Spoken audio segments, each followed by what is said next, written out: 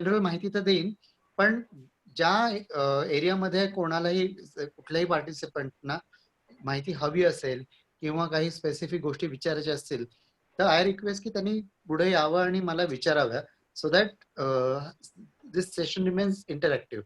म्हणजे आपला संवाद जर होत राहिला मी एकटा बोलण्यापेक्षा, तर ह्या सेशनचा सगळ्यांनाच जास्ती आनंद आहे.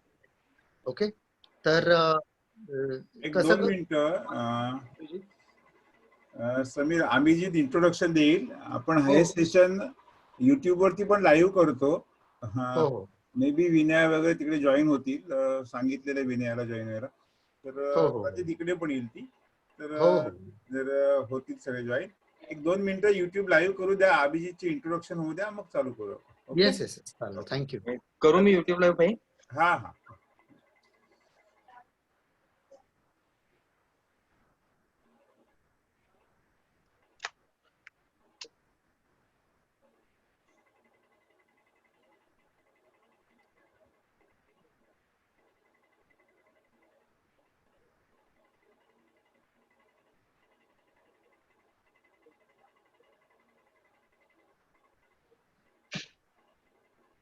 युट्यूब लाईव्ह झालेलं आहे आणि चॅटबॉक्स मध्ये डायरेक्ट स्ट्रीमिंग लिंक पण टाकले.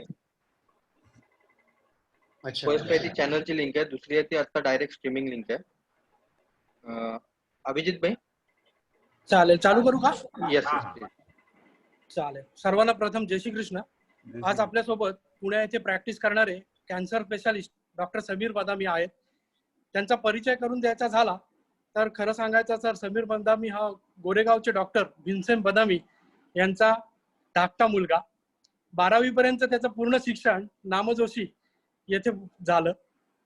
खरं सांगायचं तर समीर हा लहानपणापासूनच खूपच हुशार, पण अभ्यासामध्ये फार कधी अभ्यास केला असं नाही. पण कधीही त्यांनी पहिले 1 ते 3 आमच्या पूर्ण हुशार बॅच होती आमची, पण त्याच्यामध्ये त्यांनी 1 ते 3 हा क्रमांक कधीही त्यांनी सोडला नाही.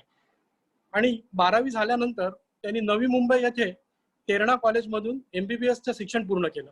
MBBSचं शिक्षण पूर्ण केल्यावर तिथेच न थांबता पोस्ट ग्रॅज्युएशनसाठी त्यांनी सायन येथील कॉलेज जॉईन केलं. तिथे त्यांनी सर्जरीचा पोस्ट ग्रॅज्युएशनचा मेडिकल सर्जरी मध्ये अभ्यास केला. त्याच हॉस्पिटलमध्ये त्यांनी त्याचा इंटर्नशिप पूर्ण केलं आणि ते झाल्यावरती तो पुणे येथे प्रॅक्टिस चालू केली. आज समीर पुणे येथे खूप नामांकित अशा हॉस्पिटलमध्ये, इनामदार हॉस्पिटल असेल किंवा रुबी हॉस्पिटल असेल, बिलू पुनावाला हॉस्पिटल असेल, त्याचप्रमाणे प्रज्ञान धाम असेल, अशा विविध हॉस्पिटलमध्ये जॉईन झालेला आहे.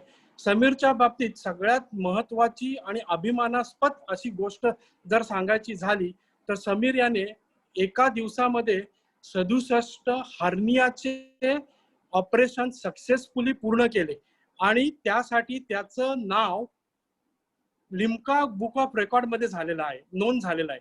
सगळ्यात यंग डॉक्टर एका दिवसामध्ये सर्वात जास्त हार्नियाचे सर्जरी करणारा असं समीरचं नाव लिम्का बुक ऑफ रेकॉर्ड मध्ये गेलेलं आहे. त्याबद्दल मी त्याचं इथे कॉंग्रॅच्युलेशन करतो आपल्या समाजातर्फे सुद्धा. आता ज्यावेळी इन्व्हेसिव्ह आणि कॅन्सर सर्जन बद्दल तो प्रॅक्टिस करतो तर त्याबद्दल फार काही अशी म्हणजे ज्याप्रमाणे आपल्याला हायपर टेन्शन असेल किंवा डायबेटिस असेल किंवा बायपास सर्जरी असेल, या सगळ्या गोष्टींची आपल्याला बऱ्यापैकी समाजामध्ये किंवा सर्व लोकांमध्ये माहिती असते. पण कॅन्सर बद्दल आपल्याला वेगवेगळ्या प्रकारचे कुठले कॅन्सर आहेत किंवा कॅन्सर होण्याची नक्की कारणं कुठली, ह्या सगळ्या गोष्टीची खूप कमी माहिती असते. म्हणजे सांगायचं झालं तर सिगरेट किंवा अल्कोहोल याच्यामुळे कॅन्सर होतो एवढं फक्त आपल्याला माहिती आहे. जर पण असं असेल तरी सुद्धा आपल्याला कॅन्सरचं प्रमाण हे लेडीज मध्ये जास्त दिसून येतं. तर ह्या सगळ्याची उत्तरं आज आपल्याला द्यायला समीर बदामी इथे उपस्थित आहेत. अजून एक गोष्ट मला सांगायची आहे, माझ्या बरोबर इथे डॉक्टर लीना मेहता ज्या ठाण्याच्या आहेत त्या को होस्ट म्हणून आहेत. ते स्वतः MDS त्यांनी पूर्ण केलेलं आहे. तर ज्यांना कुणाला प्रश्न विचारायचे असतील त्यांनी चॅट बॉक्स मध्ये टाका किंवा हात वरती करा आणि जसं समीरनी सांगितलं तसं इंटरॅक्टिव्ह सेशन करा, जेणेकरून आपल्या सर्वांना जास्तीत जास्त माहिती मिळेल आणि याचा उपयोग होईल. तर समीर बद्दल अजून एक गोष्ट मला नक्कीच इथे सांगावीशी वाटते की गोरेगाव येथे समीर वाढल्यामुळे त्याची आपल्या समाजामध्ये किंवा आजूबाजूच्या माणगाव असेल, लोणेरा असेल, महाड असेल, इंदापूर असेल, या सगळ्यांमध्ये ओळख आहे. आणि ज्या ज्या वेळी कुणालाही मेडिकलची गरज पडते त्या त्यावेळी एक तर पुण्यामध्ये काम असले समीर बदामी किंवा हसमुख गुजर यांना सगळेजण फोन करतात आणि त्या त्यावेळी समीर हा खूप तत्परतेने सर्व गोष्टींसाठी सपोर्ट द्यायला अवेलेबल असतो. मी जास्त वेळ घेत नाही, समीर याला आपल्या ग्रुपवर वेलकम करतो आणि पुढची सूत्र मी समीरच्या हाती स्वाधीन करतो. So Sameer, back to you. Thank you very much. आता कॅन्सर हा जो आपण सब्जेक्ट चूज केलाय तो खूप टाइमली सब्जेक्ट आहे. तो टाइमली सब्जेक्ट काय की पूर्वीच्या काळी आपण बऱ्याच वेळा ऐकलं होतं की माझ्या वडिलांनी पर्टिक्युलरली त्यांच्या स्वतःच्या वडिलांना कधी बघितलंच नाही. कारण माझे वडील होते काहीतरी वर्षभराचे, तेव्हा त्यांचे वडील टायफॉइडनी गेले. आपण बऱ्याच वेळा ऐकतो की आपण राज कपूरचे वगैरे पिक्चर बघितलेत, त्याच्यामध्ये राज कपूरचा मृत्यू टीबी मुळे. आता ह्या ज्या गोष्टी आहेत ह्याला आपण इन्फेक्शियस डिसीजेस म्हणतो.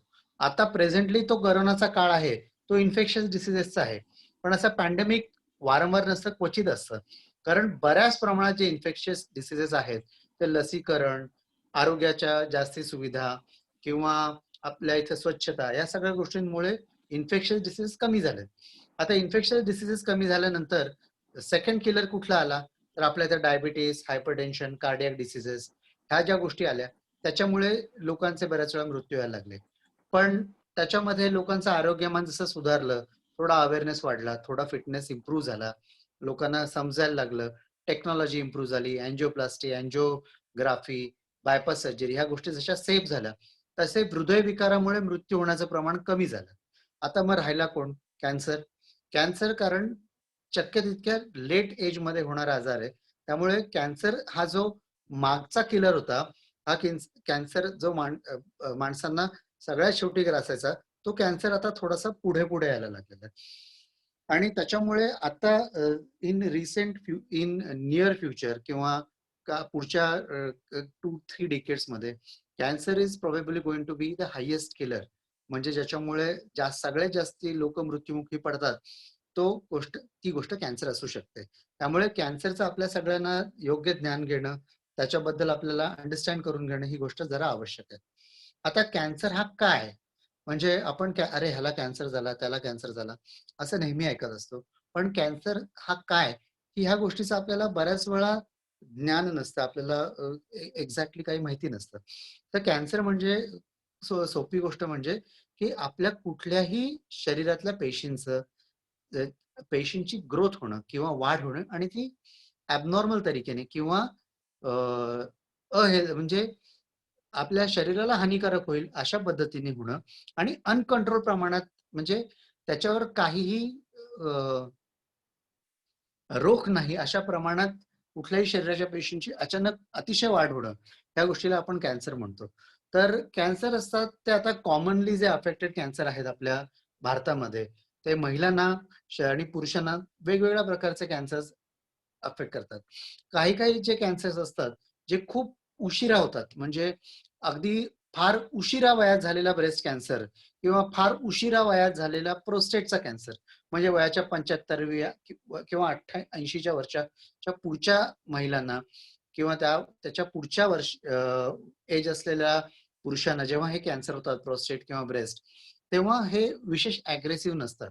कारण अशा वेळी हे जे कॅन्सर आहेत ते नॉर्मल एजिंग प्रोसेसचा पार्ट म्हणून होतात. त्यामुळे त्याची अशा वेळी एवढ्या उशिरा वयामध्ये फार अग्रेसिव्हली ट्रीटमेंट करायची बऱ्याच वेळा गरज पडत नाही. पण हे कॅन्सर त्याच्याही आधी होऊ शकतात, लवकर होऊ शकतात. त्यामुळे आणि ह्याच्यामध्ये अर्ली डिटेक्शन म्हणजे आपण वेळेवर कॅन्सर पिकअप करणं किंवा कोणाला कॅन्सर होऊ शकेल हे प्रेडिक्ट करणं, की आपल्याला आता काही काही गोष्टी अवेलेबल आहेत की जेनेटिक पॅनल म्हणून टेस्ट आहे की ज्याच्याद्वारे आपण लक्षात येऊ शकतं की कुठल्या व्यक्तीला त्याच्या जेनेटिक्समुळे किंवा त्याच्या हेरिडिटरीमुळे किंवा त्याच्या पूर्वजांमुळे कुठल्या प्रकारचे कॅन्सर होण्याची शक्यता जास्ती आहे किंवा कर्करोग होण्याची शक्यता जास्ती आहे, तो कुठल्या गोष्टींसाठी ऍट रिस्क आहे. ह्या गोष्टी आपल्याला पूर्वीच म्हणजे आजार होण्याच्या आधीच तपासणी करून कळू शकतात. म्हणजे सगळ्यात त्याचं उत्तम उदाहरण म्हणजे अँजेलिना जोली. तिला BRCA1 BRCA2 दोन्ही जीन्स होते, त्यामुळे तिला ब्रेस्ट कॅन्सर होण्याची शक्यता 100% होती. त्यामुळे तिने ब्रेस्टची पण सर्जरी करून घेतली, दोन्ही ओव्हरीज पण काढून टाकल्या आणि नुसतं तेच केलं नाही की तिने दोन्ही ब्रेस्ट रिकन्स्ट्रक्ट करून घेतले. आता ब्रेस्ट कॅन्सर हा आजार असा झालेला आहे की ज्याच्यामध्ये क्युअर म्हणजे संपूर्ण बरे होण्याचं प्रमाण बऱ्याच प्रमाणात वाढलेलं आहे. जशी टेक्नॉलॉजी डेव्हलप झाली, जशी अर्ली पिकअप किंवा लवकर रोग डिटेक्शन पॉसिबल झालं, तसं त्याचं रोगाचं संपूर्णपणे बरं होण्याचं प्रमाण वाढलेलं आहे. आणि इनफॅक्ट काही काही कॅन्सर ब्रेस्टचे असेही आहेत की जेव्हा तुम्ही स्टेज 4 ला डिटेक्ट करता की बाबा हा सगळीकडे ब्रेस्ट कॅन्सर पसरलेला आहे, अशा स्टेजला पण बऱ्याच वेळा 60% लोक 10-10 वर्ष पण जगू शकतात. कॅन्सर झाल्यावर जिथं पूर्वी वर्षभरात 1.5 वर्षात मृत्युमुखी पडायचे, असे काही काही कॅन्सरचे प्रकार जिथं लोक 10 वर्ष 15 वर्ष जगू शकतात आणि त्यातले काही वर्ष डिसीज फ्री म्हणजे आजाराशिवाय जगू शकतात, ही खूप मोठी अचिव्हमेंट आहे. तर मी जनरली कॅन्सरच्या बाबतीत सांगत जावं डॉक्टर का काही प्रश्न स्पेसिफिकली विचारतात त्याच्याबद्दल इन्फॉर्मेशन देऊ?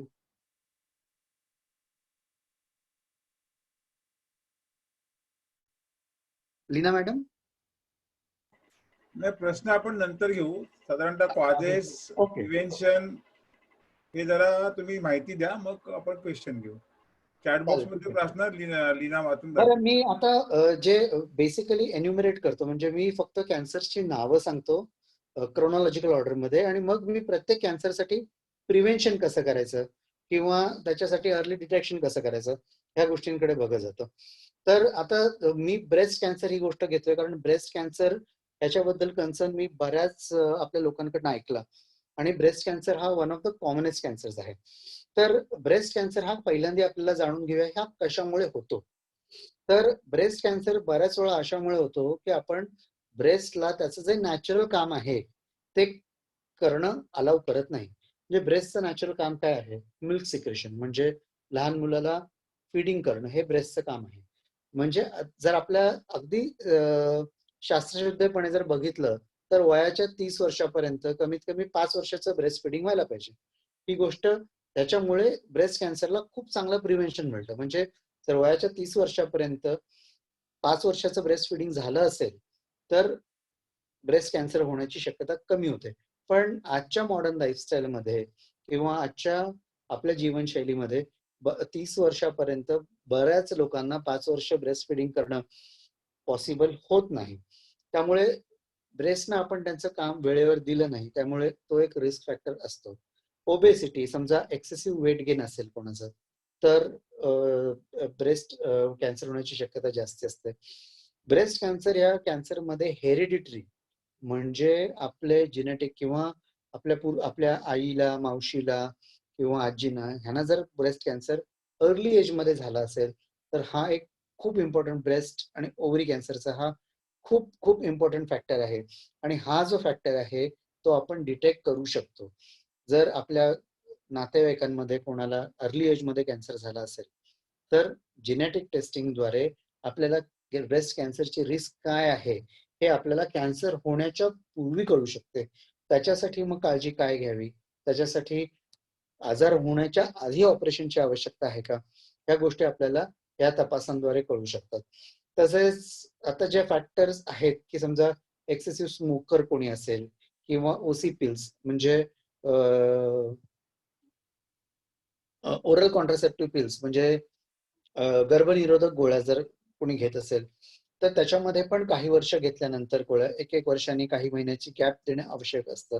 आपण कंटिन्युअसली समजा गर्भनिरोधक गोळ्या घेत असू त्याच्यामध्ये ब्रेक न देता, अर्थात गायनेकोलॉजिस्ट ह्या गोष्टी जास्त योग्य पद्धतीने सांगू शकतात, तरीही ब्रेस्ट कॅन्सरचं प्रमाण होऊ शकतं. स्मोकिंग आणि ड्रिंकिंग आपल्या इथे एवढा महत्वाचा फॅक्टर नाहीये, पण हे फॅक्टर्स पण ब्रेस्ट कॅन्सरसाठी महत्वाचं. आता हे झाले ह्या गोष्टींमुळे ब्रेस्ट कॅन्सर होऊ शकतो. मग आता जर ब्रेस्ट कॅन्सर जर होऊ शकत असेल तर आपण तो प्रिव्हेंट करायला किंवा अर्ली डिटेक्शन करायला काय करू शकतो? तर ह्याच्यात एक खूप सोपी गोष्ट आहे, त्याला म्हणतात ब्रेस्ट सेल्फ एक्झामिनेशन, म्हणजे आपण स्वतः ब्रेस्ट आपले एक्झामिन करायचे. आणि ह्याच्यासाठी कुठल्याही डॉक्टरकडे जायची किंवा कुठल्याही एक्सपर्टकडे जायची गरज नाही. मी युट्यूबची एक लिंक शेअर करतो.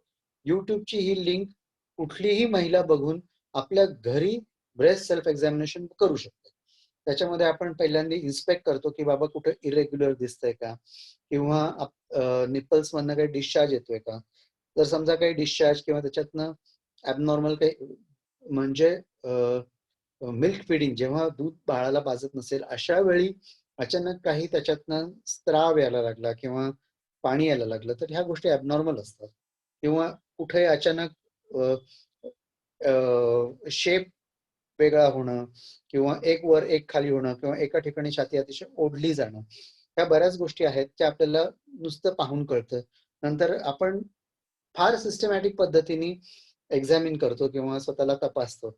आता हे एक्झामिनेशन एकदा कोणी युट्यूबवर बघितलं तर कळू शकतं, पण समजा एक कोणी ट्रेन झालं आपल्यातलं आणि तिने बाकीच्या लोकांना शिकवलं, तर ही गोष्ट आपण दर महिन्याला 15 दिवसाला घरी बसल्या बसल्या करू शकतो. त्याच्यामध्ये काय ॲबनॉर्मॅलिटी वाटली किंवा काही प्रॉब्लेम वाटला तर आपण डॉक्टरांना जाऊन भेटू शकतो. वयाच्या 40व्या वर्षाच्या नंतर मॅमोग्राफी ही जी तपासणी आहे ही सर्वांनी अवश्य करावी. कारण अशा वेळी बरेचशा ज्या गाठी असतात किंवा ज्या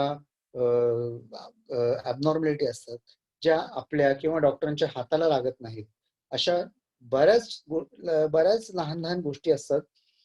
किंवा कॅन्सरचं अगदी अर्ली लक्षण जरी असलं तरी ते मॅमोग्राफीवर पिकअप होऊ शकतं. मॅमोग्राफीवर जर पिकअप झालं तर याची मॅमोग्राफीद्वारेच सुई टाकून तपासणी केली जाते किंवा मॅमोग्राफीद्वारेच बायोप्सी घेतली जाते. आणि मग आपल्याला समजा त्याच्यामध्ये काही आजार असेल तर आजार पूर्णपणे उद्भवायच्या आधीच आपण त्याचा इलाज करू शकतो.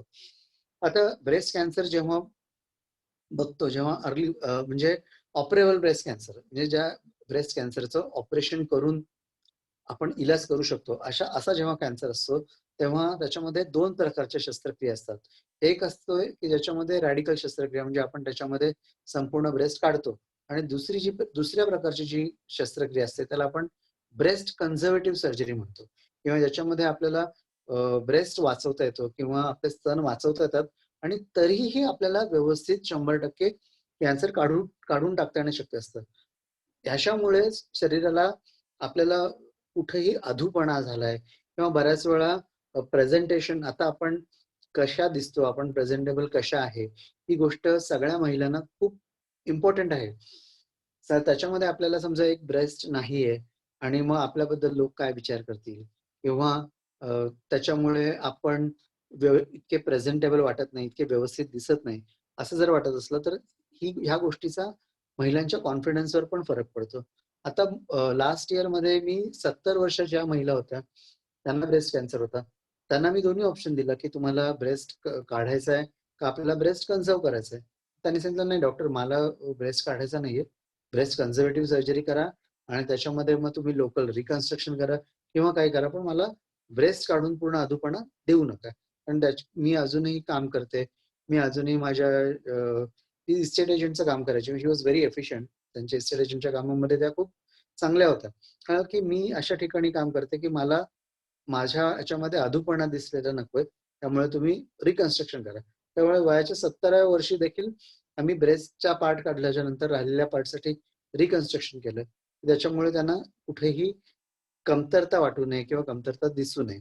तर हे जे अशा प्रकारची जी ट्रीटमेंट आहे की ज्याच्यामध्ये ब्रेस्ट न काढताही आपण संपूर्णपणे इलाज करू शकतो, अशा इलाज करण्याची शक्यता अर्ली डिटेक्शनमुळे मॅमोग्राफी सारख्या आपल्याला खूप जास्ती प्रमाणात शक्य होतं.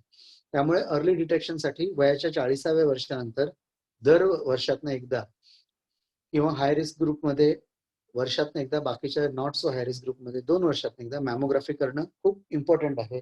त्याच्यामुळे आपण अर्ली डिटेक्शन करू शकतो. आता आपण समजा एखाद्या कॅन्सरचं डिटेक्शन केलं की आता एखाद्या पेशंटला आपण ब्रेस्ट कॅन्सर आहे हे जर आपण डिटेक्ट केलं तर पुढे काय, की त्या कॅन्सरची ट्रीटमेंट कशी करायची असते.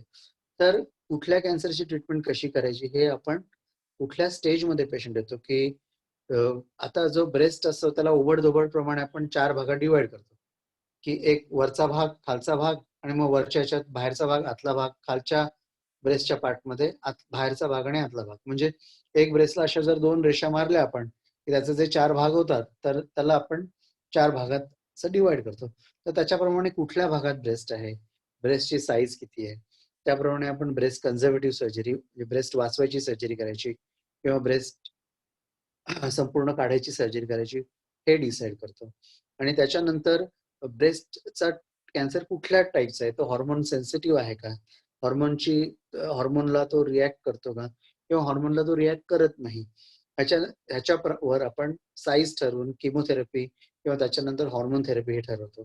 साधारण 2 सेंटीमीटर किंवा 5 सेंटीमीटरच्या पेक्षा मोठा ट्युमर असेल तर आपल्याला रेडिएशन द्यायला लागू शकतं, आणि 2 सेंटीमीटर पेक्षा लहान ट्युमर असेल तर त्याला रेडिएशनही द्यायला लागू शकतं, त्याला रेडिएशनही द्यायला लागत नाही. त्यामुळे अशा बऱ्याच फॅक्टर्सवर आपण ब्रेस्ट कॅन्सरची ट्रीटमेंट डिसाईड करतो. पण कुठल्याही पद्धतीचा जरी कॅन्सर असला, एकतर किमोथेरपीची जरी ट्रीटमेंट लागली तरी किमोथेरपीची ट्रीटमेंट आजच्या तारखेला बरीच टॉलरेबल झालेली आहे, बरीच कम्फर्टेबल झालेली आहे. आणि हॉर्मोन थेरपी ही गोष्ट बऱ्याच प्रमाणात ऍडव्हान्स झालेली आहे. त्यामुळे जे ट्युमर्स असतात ब्रेस्टचे, जे हॉर्मोन सेन्सिटिव्ह असतात, ज्याला त्याचे हॉर्मोनला ट्रीटमेंटला त्यांची रिस्पॉन्स असतो, त्याचा आउटकम आपल्याला खूप चांगलं मिळतं. आणि आपल्याला त्याच्यावर खूप कमी, म्हणजे किमोथेरपी न देता देखील आपल्याला प्रिव्हेन्शन, पुन्हा कॅन्सर न होणं, या गोष्टी करता येणं पॉसिबल आहे. हर्सेप्टिन नावाचं एक नवीन औषध आलेलं आहे. तर जे ब्रेस्ट कॅन्सर मध्ये हर्सेप्टिनचे रिसेप्टर्स असतात, त्याच्यामध्ये हर्सेप्टिन ह्या ट्रीटमेंटमुळे खूप जास्ती फायदा होऊ शकतो. त्यामुळे ब्रेस्ट कॅन्सर कुठल्या पद्धतीचा आहे, तो किती अग्रेसिव्ह आहे, म्हणजे तो मॉडरेटली अग्रेसिव्ह आहे किंवा कशा पद्धतीचा आहे, याच्यावर आपण त्याच्या पुढची ट्रीटमेंट डिसाईड करतो. ब्रेस्टवर काही प्रश्न घेऊ का, पुढच्या कॅन्सरवर आपण मूव्ह करायचं? क्वेश्चन आन्सर शेवटी घेऊ, नाही तर पुन्हा तुम्ही डिस्टर्ब. ओके. दुसरा एक महत्वाचा कॅन्सर जो खूप कॉमन महिलांमध्ये होतो, त्याला आपण सर्वायकल कॅन्सर म्हणतो किंवा गर्भाशयाच्या तोंडाचा कॅन्सर. आता गर्भाशयाच्या तोंडाचा कॅन्सर जो आहे, हा कम्प्लिटली प्रिव्हेंटेबल डिसीज आहे. जर वयाच्या 14व्या वर्षापासून 45 वर्षापर्यंत कुठलीही महिला याचं वॅक्सिन घेऊ शकते. समजा पॅप्समर निगेटिव्ह असते, जितक्या लवकर आपण त्याचं वॅक्सिन घेऊ 14 वर्षापासून, तेवढं त्याचा इफेक्ट सगळ्यात चांगला आहे. त्यामुळे आपल्या याच्यात तो सेकंड कॉमन कॅन्सर आहे महिलांमध्ये, पण मुख्य त्याचा खूप इम्पॉर्टंट मुद्दा म्हणजे तो कॅन्सर 100% प्रिव्हेंटेबल आहे. तर त्याचं वॅक्सिन आहे, साधारण 3 डोस त्या वॅक्सिनचे घ्यायला लागतात. पण 3 डोस जर घेतले वॅक्सिनचे तर हा कॅन्सर होत नाही. आता गर्भाशयाचा कॅन्सर, गर्भाशयाच्या तोंडाचा कॅन्सर आहे, तो आपण कसा ओळखायचा, की गर्भाशयाच्या तोंडाचा कॅन्सर कोणामध्ये होणार आहे, कोणामध्ये नाही होणार आहे, हे आपण कसं माहिती करून घ्यायचं? तर त्याच्यासाठी एक अतिशय सोपी टेस्ट आहे, त्याला आपण पॅप स्मिअर म्हणतो. कुठल्याही गायनेकोलॉजिस्ट पॅप स्मिअर घेतात, ही त्यांच्या गायनेकोलॉजिस्टच्या दवाखान्यामध्ये किंवा ओपीडी मध्ये होणारी प्रोसिजर आहे.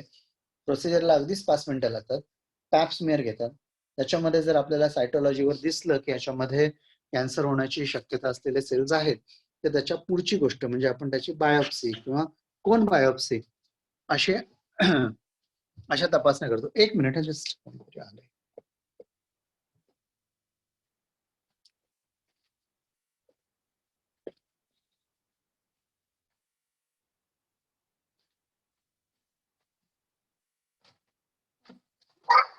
I'm taking a Zoom video, training on a Zoom video. Tanya, keep quiet.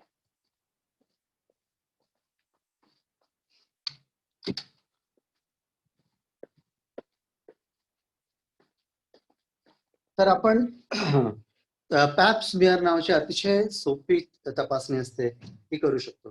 पूर्वीच्या काळी गर्भाशयाचा कॅन्सर जर डिटेक्ट झाला तर त्याच्यामुळे गर्भाशय आणि त्याच्या तोंडाचा संपूर्ण भाग काढूनच टाका असा इलाज होता.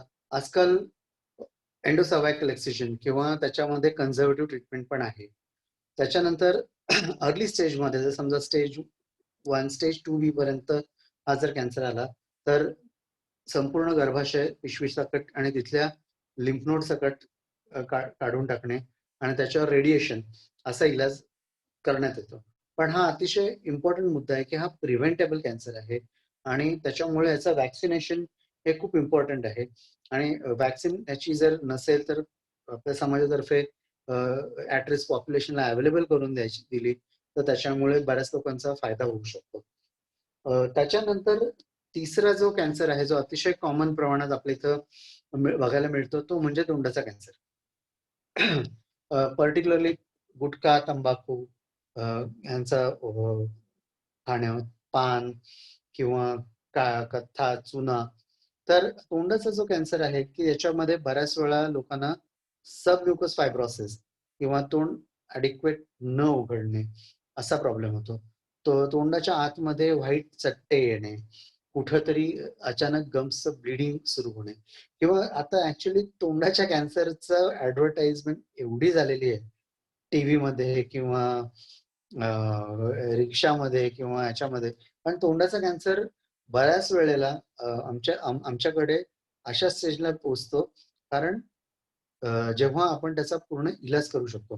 साधारण हेड अँड नेक जे कॅन्सर असतात, हेड अँड नेक म्हणजे एवढ्या आपल्या शरीरातले जे कॅन्सर असतात त्याच्यामध्ये इव्हन हायर स्टेज म्हणजे समजा स्टेज 2 स्टेज 3 ला जरी कॅन्सर आला तरी त्याच्यामध्ये 60% 5 इयर सर्व्हायवल असतं.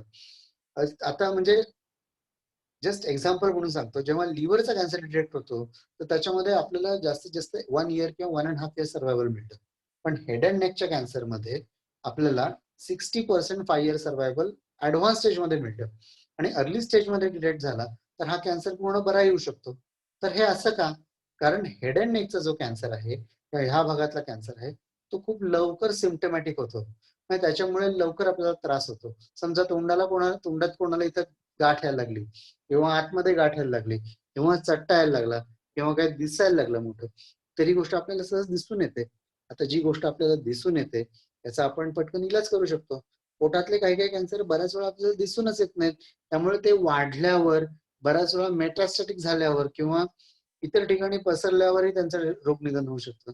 पण ह्या भागातला जो कॅन्सर आहे मग तो आपल्याला पटकन दिसू शकतो. आता तोंडातला कॅन्सर, तोंडातल्या भागाचा कॅन्सर यांचं आपण प्रिव्हेन्शन कसं करू शकतो? ही गोष्ट आहे ती हेल्दी लाईफस्टाईल कडे जाणारी आहे की ह्याच्या ज्या गोष्टी जर आपण खरंच अवॉइड केल्या तर फक्त कॅन्सर नाही आपण बऱ्याच आजारांचं प्रिव्हेन्शन करू शकतो. म्हणजे पान, तंबाखू, गुटखा ह्या जर गोष्टी आपण सोडल्या तर तोंडाच्या कॅन्सरचं प्रमाण तर कमी होईल, पण आपलं हृदय पण चांगलं होईल, आपलं रक्तवाहिन्या पण चांगलं होईल, तुमचा स्टॅमिनाही वाढेल, तुम्ही एक्सरसाइज पण चांगले करू शकाल. एक्सरसाइज स्टॅमिना वाढला तर तुमची ओबेसिटी कमी होईल. ओबेसिटी कमी झाली तरी तुमचे कॅन्सरचे रिस्क फॅक्टर्स कमी होतात. स्मोकिंग, ड्रिंकिंग कमी झाल्यामुळे तुम्ही ओव्हरऑल हेल्दी राहता. तुम्हाला जी लाईफची क्वालिटी आहे किंवा जे आपलं आयुष्यमान आहे ते चांगल्या क्वालिटीचं मिळतं, अतिशय सुंदर मिळतं. त्यामुळे ह्या सवयी जर आपल्याला असतील तर त्याची व्यवस्थित प्रोफेशनल हेल्प घेणं आवश्यक आहे. बऱ्याच वेळा आपल्याला काय होतं की समजा किंवा मी स्मोकिंग करतो किंवा मी टोबॅको खातोय किंवा काय करतोय तर ह्याच्यासाठी ही माझ्या हातातली गोष्ट आहे असं आपल्याला वाटतं की मी कधीही माझ्या मनात आलं तर सोडू शकतो असं वाटतं. पण ह्या गोष्टी सोडण्यासाठी किंवा ह्या गोष्टी बंद करण्यासाठी आपल्याला प्रोफेशनल हेल्प मिळू शकते किंवा आपल्याला याच्यासाठी एक्सपर्ट लोकांचा सल्ला मिळू शकतो. ही गोष्ट आपल्याला बऱ्याच वेळा लक्षात येत नाही. पण जर आपल्याला हवं असेल तर अशा ठिकाणी एक्सपर्ट ऍडवायझर्स अवेलेबल आहेत. आपण चांगल्या मनोविकार तज्ञांना भेटू शकतो. मनोविकार तज्ञांना भेटलो म्हणजे मनोविकार झाला असा त्याचा अर्थ होत नाही. आपण अगदी लहान लहान गोष्टींसाठी आजच्या तारखेला मनोविकार तज्ञांना भेटतो, काउन्सिलिंग घेतो. पण जेव्हा आपल्याला खराब सवयी सोडायच्या असतील, डी ॲडिक्शन करायचं असेल, तेव्हा ह्या लोकांचा आपल्याला अतिशय चांगला उपयोग होतो आणि तो आपण अवश्य करून घ्यावा. त्यामुळे ह्या सवयी बंद करणं आणि तोंडामध्ये जर समजा कुठं एखादी हिरडी वाढली असेल किंवा एखादा दात किडलेला असेल, वारंवार कुठं कट होत असेल, तर अशी काढून टाकणं. तसंच युट्यूबवर म्हणजे जसं मी तुम्हाला सांगितलं की ब्रेस्ट सेल्फ एक्झामिनेशनसाठी युट्यूबवर अतिशय चांगला व्हिडिओ अवेलेबल आहे. तसंच जर आपण हाय रिस्क असू तर सिम्पली आपण माउथ ओपनिंग किती आपल्या तोंडामध्ये 4 बोटं असतात का 3 बोटं असतात का, सबम्युकस फायब्रोसिस आहे का, ह्या गोष्टी आपल्याला कळू शकतात. आणि इंट्राओरल एक्झामिनेशनसाठी एक आपण आरसा घेऊन स्वतःच्या तोंडाच्या आतमध्ये कसं बघायचं ह्याच्यासाठी पण युट्यूबवर व्हिडिओ अवेलेबल आहे. तोही आपण व्हिडिओ बघू शकतो. तो आपण व्हिडिओ पाहिला. मी असेल तर ह्या व्हिडिओची लिंक शेअर करीन ह्याच्यानंतर किरण किंवा अभिजित बरोबर. म्हणजे ह्या गोष्टी आपल्याला सहजासहजी समजून येतील. याच्यासाठी लहान गोष्टींसाठी आपल्याला प्रत्येक वेळा प्रोफेशनलकडे जायची गरज पडणार नाही आणि आपण स्वतः डायग्नोज करू शकू की आपल्याला कुठल्या प्रकारचा प्रॉब्लेम आहे किंवा लक्षणं दिसायला लागलेत का, when we need to see an expert. पण हे जे 3 कॉमनेस्ट कॅन्सर जे मी आता तुम्हाला सांगितले, पहिला म्हणजे ब्रेस्ट, सर्व्हिक्स आणि ओरल कॅन्सर, हे तिन्ही आपल्याला अर्ली डिटेक्शन होऊ शकतं आणि काही त्यातले कॅन्सर बऱ्याच प्रमाणात प्रिव्हेंटेबल आहेत आणि त्याची मॉर्बिडिटी म्हणजे त्याच्यामुळे जो होणारा आपल्याला त्रास आहे तो आपण बऱ्याच प्रमाणात वाचवू शकतो. अच्छा, ह्याच्यानंतर जो होणारा कॅन्सर आहे जो कॉमन आहे तो आपल्या जीआय ट्रॅकचा किंवा आपल्या काय म्हणतो आपण त्याच्या पचन संस्थेचा, म्हणजे पचन संस्था आपल्या स्टमक पासून म्हणजे उदरापासून सुरू होते आणि ती आपल्या रेक्टम पर्यंत म्हणजे गुदद्वाराच्या पर्यंत संपते. ह्यातले जे बरेच कॅन्सर्स आहेत, आता मी प्रत्येक कॅन्सर इंडिव्हिज्युअलाइज करून सांगत नाही कारण तो खूप मोठा भाग होईल. त्यातले बरेच जे कॅन्सर आहेत ते प्रोसेस्ड फूड किंवा ज्या फूडमध्ये बरेच गोष्टी प्रोसेस्ड आहेत किंवा पर्टिक्युलरली प्रोसेस्ड मीट की म्हणजे काही लोक, आता ही गोष्ट फार रिलेव्हंट नाही आपल्यामध्ये कारण बरेच व्हेजिटेरियन्स आहेत मला माहिती आहे, पण काही लोक जे बरेच दिवस प्रिझर्व केलेलं जे नॉनव्हेज असतं डब्यांमध्ये हे जे यूज करतात किंवा बऱ्याच वेळा स्मोक करून ठेवलेलं नॉनव्हेज असतं ते यूज करतात. ह्या गोष्टी असतात त्याच्यामुळे कॅन्सरची शक्यता जास्ती वाढते. अतिशय जास्ती प्रमाणात कॉफी, अल्कोहोलचं प्रमाण जास्ती, त्याच्यामुळे लिव्हर, स्टमक, इसोफॅगस, रेक्टम्स, पॅनक्रियाज या सगळ्या गोष्टींचा कॅन्सर होऊ शकतो.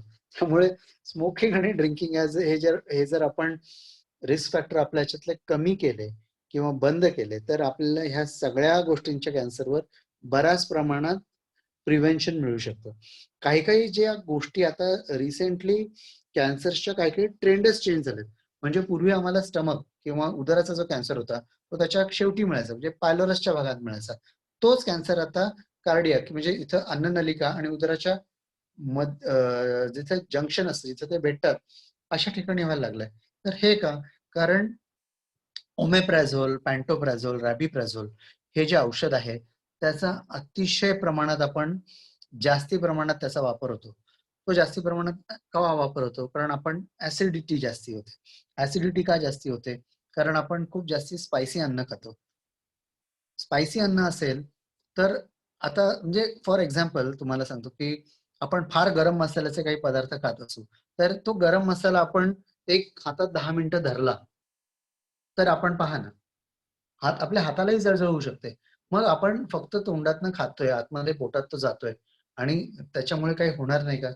तर ह्या ज्या गोष्टी आहेत ह्या लाईफस्टाईल रिलेटेड आहेत की आपण अतिशय जास्ती स्पायसी खाणं, त्याच्यामुळे अतिशय ऍसिडिटी होणं आणि ऍसिडिटी होऊ नये म्हणून ऍसिडिटी सप्रेस करायला आपण मेडिकेशन घेणं. तर ह्या सगळ्या गोष्टी प्रिव्हेंटेबल आहेत. म्हणजे जर आपलं खाणं जर फार स्पायसी नाहीये आणि आणि आपण अतिशय जास्ती खात नाही, आपला आहार जेवढा आहे तेवढंच खातोय. जास्ती खाल्लं तर पुन्हा रिफ्लक्स होऊ शकतो. स्टमक भरल्या म्हणजे आपलं उदर पूर्ण भरल्यावर त्यातलं अन्न बाहेर येऊ शकतं. त्यामुळे आपला जर आहार संतुलित आहे आणि फार मसालेदार नाही तर बऱ्याच पद्धतीचे कॅन्सर प्रिव्हेंट केले जाऊ शकतात. पण असं जर ऍसिडिटीचा जर फार जास्ती त्रास होत असेल त्यासाठी वारंवार मेडिकेशन घेण्यापेक्षा लाईफस्टाईल आपली मॉडिफाय करायची किंवा आपलं जीवनमान संतुलित करायचं हा इलाज जास्ती चांगला आहे.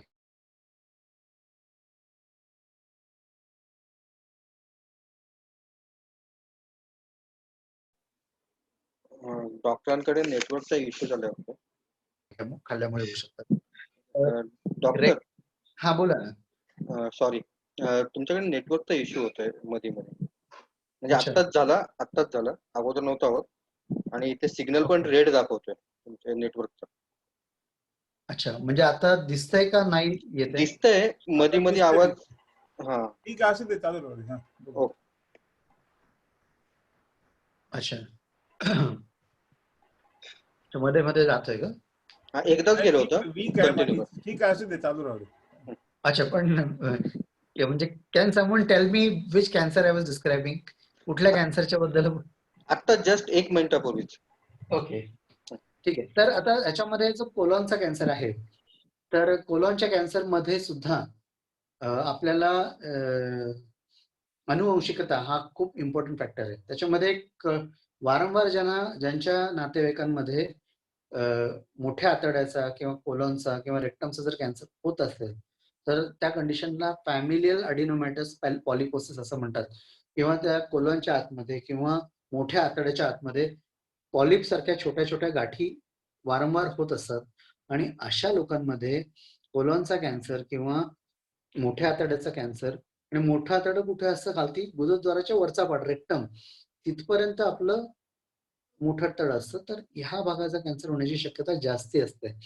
त्यामुळे त्याचं जेनेटिक जर आपण टेस्टिंग केलं, लक्षात आलं की ह्या माणसाला फॅमिलियल अडिनोमॅटस पॉलिपोसिस अशी कंडिशन आहे, तर त्याची दरवर्षी कोलोनोस्कोपी किंवा दुर्बिणीतनं तपासणी करणं, आणि त्याच्यानंतर जर समजा गरज असेल तर आजार उद्भवायच्या आधी त्याचं ऑपरेशन करणं हा एक अतिशय उत्तम इलाज आहे. पॅनक्रियासचा कॅन्सर किंवा पित्ताशयाचा कॅन्सर किंवा पित्ताशयाच्या बाजूला असलेल्या पित्त नलिकेचा कॅन्सर, ह्या गोष्टी असतात, ह्या बऱ्याच वेळा जॉन्डिस किंवा अंगाला खाज येणे. दिसतंय का? म्हणजे अंगाला खाज यायला लागणे, किंवा डोळे अचानक पिवळे होणे, किंवा त्वचेचा रंग अचानक पिवळा होणे, अशा अशी अशी ह्या गोष्टींची, असे ह्या आजारांची लक्षणं आहेत. बऱ्याच वेळा त्याच्यामुळे डायरेक्टली आपल्याला काही त्रास होत नाही. त्याच्यामुळे जेव्हा त्रास व्हायला लागतो तेव्हा हे आजार जरा वाढलेले असतात. त्यामुळे आपल्या लघवीचा रंग बदलणे, लघवीचा रंग कायम पिवळा यायला लागणे, अंगाला खाज येणे, किंवा त्वचेचा रंग पिवळा होणे, ह्या गोष्टींचा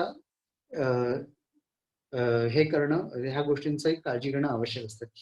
बरं, आपल्याला सर्वांना या गोष्टीचा एक अंदाज आहे का, की आजकाल एक टेस्ट आलेली आहे ज्याच्यामुळे अगदी 0.3 मिलीमीटर किंवा 3 मिलीमीटरचा जरी लहान कॅन्सर असेल तरी तो पिकअप होऊ शकतो. ह्याच्याबद्दल कोणी तुम्ही ऐकलंय का? काही कल्पना आहे का तुम्हाला? Just a question. ह्याच्याबद्दल ऐकलंय नाही का? आहे ना? हा. तर आजकाल पेट स्कॅन नावाची तपासणी आली आहे की त्याच्यामुळे बॉडीमध्ये कुठेही मेटाबॉलिक ऍक्टिव्हिटी असेल ॲबनॉर्मल, तर ती पिकअप होऊ शकते. म्हणजे मेटाबॉलिक ऍक्टिव्हिटी म्हणजे काय, की कुठं जास्ती इंधन जळलं जातंय. आता आपल्या शरीरामध्ये ग्लुकोज किंवा फॅट्स ह्या सगळ्या इंधनाचा प्रकार आहे. तर शरीरातला कुठला भाग तो इंधन जास्त यूज करतोय, तो किंवा इंधनाचा वापर करतोय, त्यामुळे तिथे ॲबनॉर्मॅलिटी असू शकते. ही गोष्ट आपल्याला पेट स्कॅन नावाचे एक अतिशय सोप्या पण अतिशय उपयुक्त स्कॅनद्वारे समजते. आता ह्या पेट स्कॅनची ऍडव्हान्समेंट, ज्याला आपण डिजिटल पेट स्कॅन असं म्हणतो. आता हा जो डिजिटल पेट स्कॅन आहे, ह्या पहिल्या डिजिटल पेट स्कॅनचं इन्स्टॉलेशन पूर्ण एशिया खंडात पहिल्यांदा पुण्यामध्ये झालं. रुबी हॉलमध्ये एशियाज फर्स्ट, म्हणजे एशियाज फर्स्ट कशाला म्हणतात, की जपानमध्येही ही टेक्नॉलॉजी आज नाहीये, पण ती आज पुण्यात आहे. त्या टेक्नॉलॉजीचं नाव आहे डिजिटल पेट स्कॅन. तर कोणीही हाय रिस्क इंडिव्हिज्युअल असेल, की बाबा आपल्या फॅमिलीमध्ये बऱ्याच लोकांना होऊन गेलंय, किंवा कोणीही असेल की ज्याला आपल्याला लाईफस्टाईलमुळे किंवा सवयींमुळे कॅन्सरची भीती जास्त वाटत असेल, तर ही तपासणी करू शकतो. आणि अर्ली स्टेजमध्ये जरी कॅन्सर असेल, किती अर्ली स्टेजमध्ये, तरी तो पिकअप होऊ शकतो, तो आपण डिटेक्ट करू शकतो, आणि त्याच्यावर जर गरज पडली तर त्याचा इलाजही करता येऊ शकतो. हा याचा अर्थ की पेट स्कॅन आपण रॅन्डमली सगळ्यांना रिकमेंड करतो असं नाहीये, पण अशी सुविधा, अशा फॅसिलिटीज आजच्या तारखेला अवेलेबल आहे. पेट स्कॅन या तपासणीचा उपयोग कॅन्सर डिटेक्शन, तसंच कॅन्सरवर झालेला इलाज, समजा किमोथेरपी आपण दिली एका आजारासाठी, पण किमोथेरपी दिल्यानंतर शरीरातला कॅन्सर किती प्रमाणात कमी झाला आणि कुठनं कमी झाला, ह्या सगळ्या गोष्टींचं डिटेल नॉलेज आपल्याला पेट स्कॅन नावाच्या एका तपासणीवर मिळतं. त्याला पॉझिट्रॉन इमिशन टोमोग्राफी किंवा पेट स्कॅन हे असं त्याचं सायंटिफिक नाव आहे.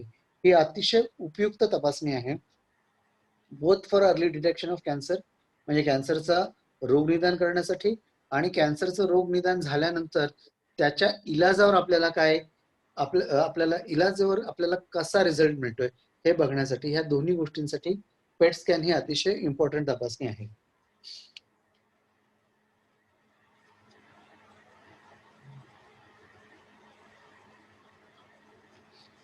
आता एक जो कॅन्सर आपल्या पुरुषांना अफेक्ट करतो कायम, खूप फ्रिक्वेंटली, त्याचं नाव आहे प्रोस्टेट कॅन्सर. प्रोस्टेट कॅन्सर अशा पद्धतीचा कॅन्सर आहे की जे म्हणतात की वयाच्या 80 वर्षाच्या पुढच्या व्यक्तीला जर तुम्ही खरंच त्याचं प्रोस्टेट बघितलं तर त्यातल्या बऱ्याच लोकांना, समटाइम्स अप टू 60-70% लोकांना प्रोस्टेटचा कॅन्सर असू शकतो. पण वयाच्या 80व्या वर्षी किंवा वयाच्या वाढत्या वयात त्या प्रोस्टेटचा त्रास आपल्याला कमी असतो. जर आपण बऱ्याच वेळा पाहिलं की वृद्ध असतात त्यांना फार फ्रिक्वेंटली युरिनेशनसाठी किंवा मूत्र विसर्जन करण्यासाठी जायला लागतं. बऱ्याच वेळा त्यांना अर्जन्सी असते, म्हणजे ते बऱ्याच वेळा आपलं युरिन होल्ड करू शकत नाही. हे 2 कंडिशन मध्ये असते. त्याला एक पहिली कंडिशन आहे, त्याचं नाव आहे बिनाइन प्रोस्टॅटिक हायपरप्लेशिया, म्हणजे प्रोस्टेटचा नॉन कॅन्सर नसलेली एनलार्जमेंट, मोठं होणं. आणि दुसरी गोष्ट म्हणजे प्रोस्टॅटिक कॅन्सर, ही कॅन्सर असल्यामुळे हा त्रास होणं. तर ह्या गोष्टी, हा जो कॅन्सर असतो पण बऱ्याच वेळा इंडियन पॉप्युलेशन मध्ये आपल्या लोकांमध्ये फार अग्रेसिव्ह नसतो, पण काही वेळा हा कॅन्सर अर्ली एज मध्ये होऊ शकतो. वयाच्या 40व्या वर्षी होऊ शकतो, वयाच्या 45व्या वर्षी होऊ शकतो किंवा 50व्या वर्षी होऊ शकतो. अशा वेळी तो अग्रेसिव्ह असू शकतो. तर एक सिंपल ब्लड टेस्ट आहे, त्याला आपण PSA म्हणतो. PSA ची जर आपण तपासणी केली, त्याचं जर प्रमाण 4 पेक्षा जास्त असेल किंवा त्याच्याही पेक्षा 20-25 अशा पद्धतीने जास्त असेल तर आपण सस्पेक्ट करून त्याची तपासणी करू शकतो. आणि ह्या सिंपल ब्लड टेस्टने आपण कॅन्सर झालाय की नाही किंवा कॅन्सर व्हायची शक्यता आहे की नाही अशा लोकांमध्ये ही गोष्ट डिटेक्ट करू शकतो. नंतर लंग कॅन्सर आपल्या भारतामध्ये बऱ्याच वेळा, म्हणजे एक तर आपल्या इथं घशाच्या वरच्या भागाचा कॅन्सर आणि लंगचा कॅन्सर, हे दोन्हीही कॅन्सर डायरेक्टली स्मोकिंगशी रिलेटेड आहेत. आपला अचानक आवाजात बदल होणे, आवाज घोगरा होणे, ही त्याची लक्षणे आहेत. किंवा अतिशय खोकला येणे आणि फार धाप लागणे, खोकला कंट्रोल नाही होणे, ह्या गोष्टी लंग कॅन्सरची लक्षणे आहेत. बऱ्याच वेळा ह्या भागातला जो कॅन्सर आहे तिथं कुठल्या तरी गळ्यामध्ये गाठ मटणे किंवा घसा चेंज होणे, आवाज घोगरा होणे, ह्या गोष्टींवर आपल्याला डिटेक्ट होऊ शकतो. नंतर त्याच्यासाठी एंडोस्कोपी, ट्रिपल एंडोस्कोपी म्हणजे ब्रॉन्कोस्कोपी, गॅस्ट्रोस्कोपी, ह्या एंडोस्कोपीने आपल्याला या कॅन्सरचं डिटेक्शन होऊ शकतं. लंगचा कॅन्सर आपण चेस्ट एक्सरे किंवा हाय रेझोल्युशन स्कॅन किंवा लंग विंडो सीटी स्कॅन मध्ये चेक केली तर आपल्याला लंगच्या कॅन्सरचं डिटेक्शन होऊ शकतं. तर हे जे कॅन्सर आहेत ते लंगचा कॅन्सर किंवा लंगचा कॅन्सर हा थोडा अग्रेसिव्ह टाईपचा कॅन्सर आहे. बऱ्याच वेळा डिटेक्शन वेळच होत नाही आणि ट्रीटमेंट पण त्याची थोडी अवघड आहे. अर्ली डिटेक्शन मध्ये लोबेक्टमी किंवा न्यूमॅनेक्टमी केली तर आपल्याला प्रोग्नोसिस चांगल्या पद्धतीने मिळू शकतं. आवाज घोगरा झाला तर डॉक्टरांना वेळच्या वेळी भेटणं आवश्यक आहे. ह्याच्यामध्ये बऱ्याच वेळा आपण जेव्हा हा कॅन्सर डिटेक्ट होतो गळ्याचा किंवा घशाचा, तेव्हा आपल्याला बऱ्याच असल्या रुग्णांना किमो रेडिएशनचा इलाज करणं आवश्यक असतं. कारण बऱ्याच वेळा कॅन्सरमध्ये लॅरिंग्स किंवा स्वरयंत्र काढून टाकणं हा इलाज तेवढा सुटेबल राहत नाही. त्यामुळे स्वरयंत्र किंवा स्वरयंत्राचा काही पार्ट काढण्यापेक्षा काही काही लोकांना किमोथेरपी आणि त्याच्याबरोबर रेडिएशन दिलं तर आपल्याला रिलेटिव्हली चांगला रिझल्ट मिळू शकतो. तर थोडक्यात जर सांगायचं झालं तर पहिलं म्हणजे कॅन्सर प्रिव्हेन्शनसाठी एकतर आपल्याला हेल्दी लाईफस्टाईल ठेवणं आवश्यक आहे. बऱ्याच ज्या सवयी आहेत ज्या आपल्याला माहित आहे की आपल्याला आपल्या आरोग्यासाठी चांगल्या नाही आहेत, आरोग्याला हानिकारक आहेत, त्या आपण अवॉइड करणं, लाईफस्टाईल हेल्दी ठेवणं, अतिशय वजन वाढणं प्रिव्हेंट करणं, रेग्युलर एक्सरसाइज करणं, आणि जर आपल्याला माहिती असेल की आपल्याला काही कॅन्सरची अनुवंशिकता आहे तर त्याची वेळच्या वेळी रक्ताची तपासणी करून घेणं. कारण आजकाल एक कॅन्सर पॅनल नावाची टेस्ट कॅन्सर डिटेक्शनसाठी अवेलेबल आहे. जर कॅन्सर पॅनल आपण जर संपूर्ण चेक करून घेतलं तर कुठल्या कॅन्सरची आपल्याला अनुवंशिकता आहे का, त्या गोष्टी आपल्याला कॅन्सर होण्याच्या आधीच कळून येतात. त्यामुळे ही एक अतिशय युजफुल तपासणी आहे. आणि ज्यांच्या फॅमिलीजमध्ये ब्रेस्ट कॅन्सर किंवा सर्व्हायकल कॅन्सर अर्ली एज मध्ये, ओव्हेरियन कॅन्सर अर्ली एज मध्ये होत असेल तर त्या लोकांनी ह्या तपासण्या करून घेणं खूप युजफुल होऊ शकतं. नंतर टेस्टिकल्सचे किंवा आता युवराज सिंगला झालं तसंच जर्म सेल ट्यूमर, किंवा ओव्हेरियन कॅन्सर, हे पण अतिशय कॉमन कॅन्सर आहेत. बऱ्याच वेळा ओव्हरीचा कॅन्सर आहे तो पोटामध्ये मोठी गाठ येणं किंवा पोटामध्ये अचानक पोट सुटल्यासारखं वाटणं किंवा गच्च फुगल्यासारखं वाटणं किंवा काही काही वेळा तर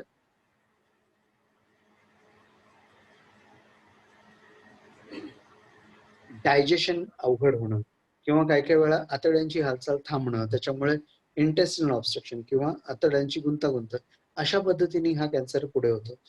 ह्या कॅन्सरमध्ये देखील इलाज केला आणि त्याच्यामध्ये अजून ऍडव्हान्स ट्रीटमेंट आलेत, हायपेक सारखे, म्हणजे ज्याच्यामध्ये पोटाच्या आतमध्येच किमोथेरपी देता येते किंवा ऑपरेशनच्या बरोबर संपूर्ण आजार काढून त्याच्यानंतर हायपेकची ट्रीटमेंट देणं, हे असे बरेच ऍडव्हान्स इलाज उपलब्ध आहेत.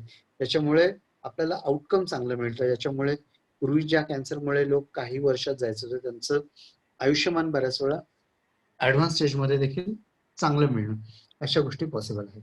आता मी मोनोलॉग आहे, म्हणजे हा एकाच मीच या गोष्टी सगळ्या थांबतोय, थोडेसे कमी करून जर काही कोणाचे रिलेव्हंट प्रश्न असतील तर ते मी सांगतो. मला ती गोष्ट जरा जास्त इंटरेस्टिंग वाटते. तर मी माझा जो थोडा टॉक आहे तो थांबवतो आणि अजून कुठल्या गोष्टी जर कोणी सांगितलं स्पेसिफिक, डॉक्टर मला याची इन्फॉर्मेशन द्या, तर मी निश्चितपणे देईन. पण I would make this session more interactive, म्हणजे कोणी काही प्रश्न विचारावे आणि मी त्याचं उत्तर द्यायचा प्रयत्न करेन. नाही, प्रश्न आता भरपूर येतील. डॉक्टर लीना, तुमची परवानगी असेल तर एक मला आलेला प्रश्न विचारू का? हो हो नक्कीच.